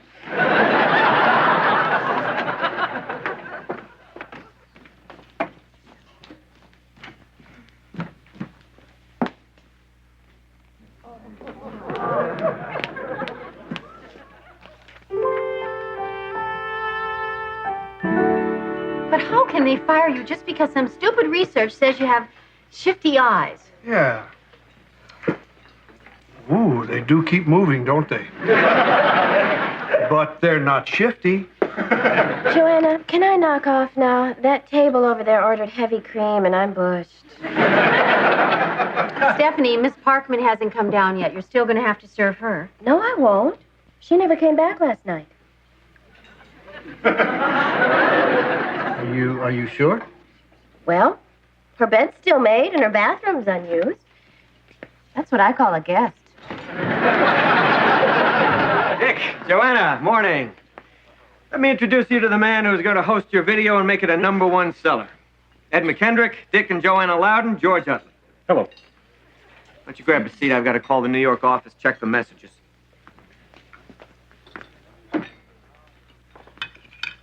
Mr. Loudon, I know how hard it must be for you to have me coming in like this and interpreting your work. I know how personal it must be, and I feel for you. Oh. I want you to know that I've admired your books for years. You lug you. And I could have never finished my second bathroom without you. I'm glad I was there. Do you mind if I sit down, Mr. Loudon? Sure. And please, call him Dick.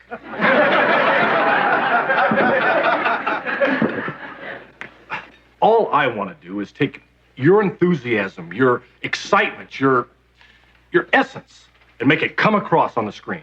Gee, Dick, can he stay for lunch? What are you doing? Get away from him! What? I don't want you picking up any of his mannerisms. Let me look at your eyes. Oh, thank God. You know, I hate to admit it, but Ed is kind of likable. Yeah. I could learn plumbing from him in a minute. Of course, I already know plumbing, so I guess I'm not the one to go by.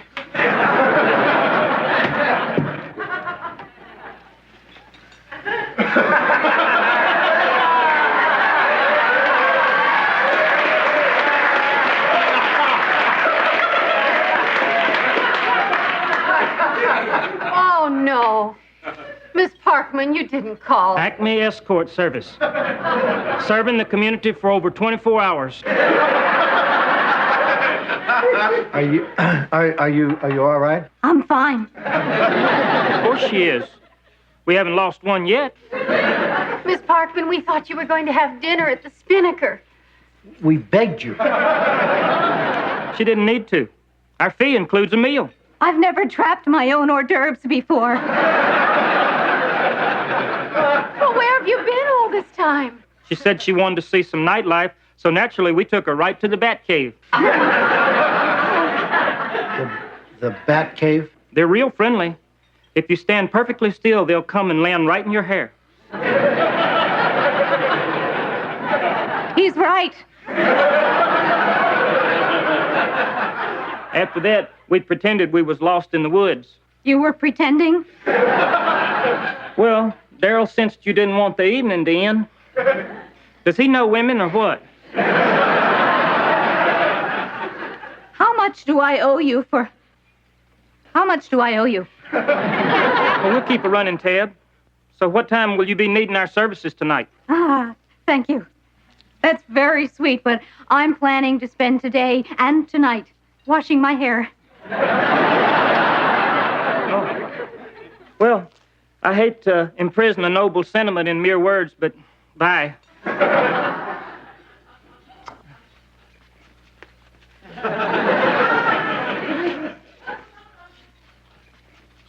Well, I have a lot of bathing to do.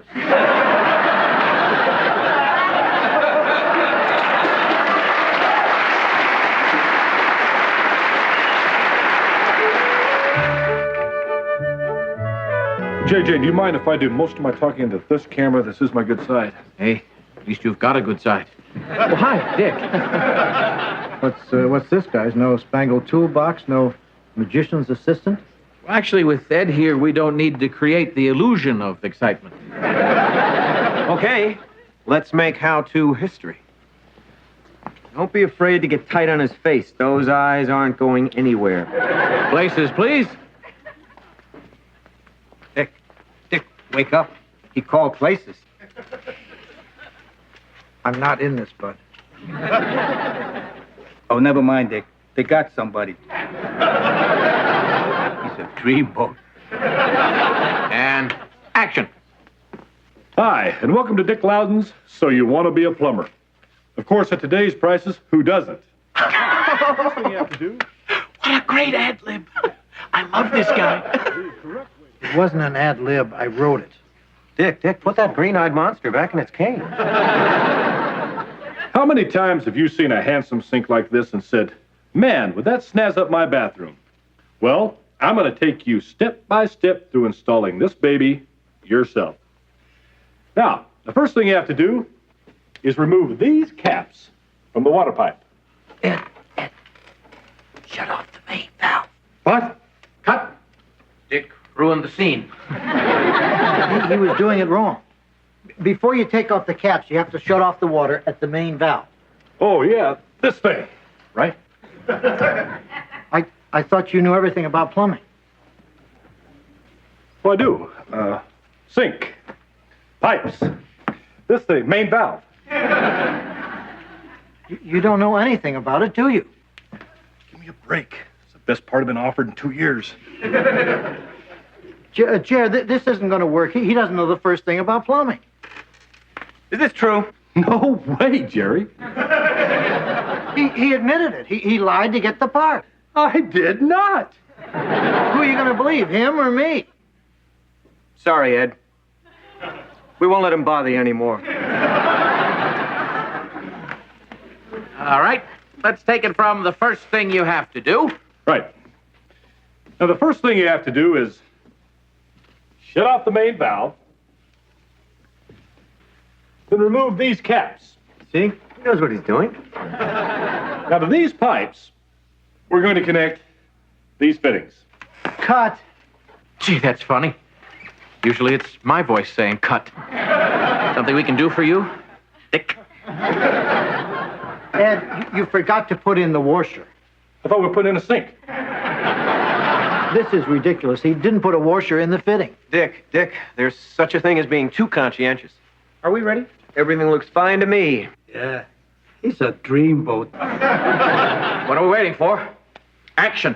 Now, to these pipes, we'll connect these fittings. I should point out that this procedure applies to sinks and to washers. The correct way to fasten this is with a crescent wrench. If you don't have one, ask for it at the hardware store. And if they're out of it, try the bakery. Well, there's nothing left to do but open the main valve and turn on your new sink. Hey, it worked. Well, Dick, the sky isn't exactly falling. So, do you feel like a plumber? I know I do.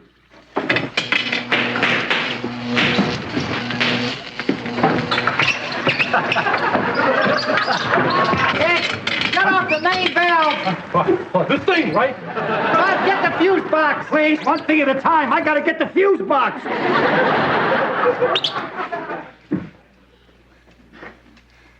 So, we're gonna do another take? Not with you, Ed. You don't know the first thing about plumbing. I know a little bit about it. Ed. Well, I've used the bathroom. I had to do it. It was the part. I know this Dick Loudon. I know how he walks. I know how he eats breakfast. I know what he thinks. Ed, show us how he exits.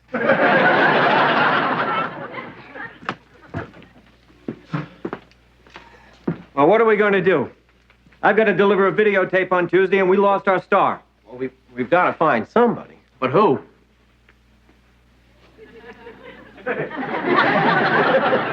What about George Utley? No, too ethnic.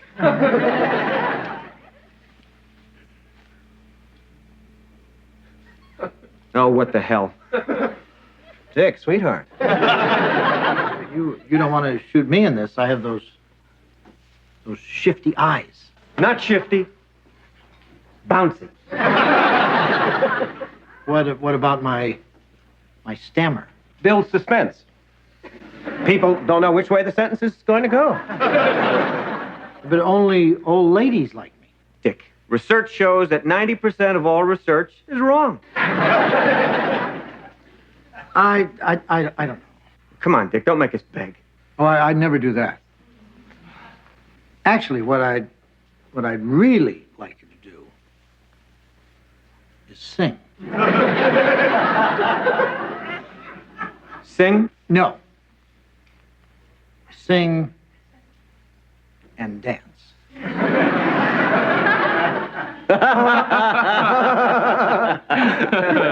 You're kidding, right? No song and dance. No video. You guys know fine and dandy? Hey, count me out.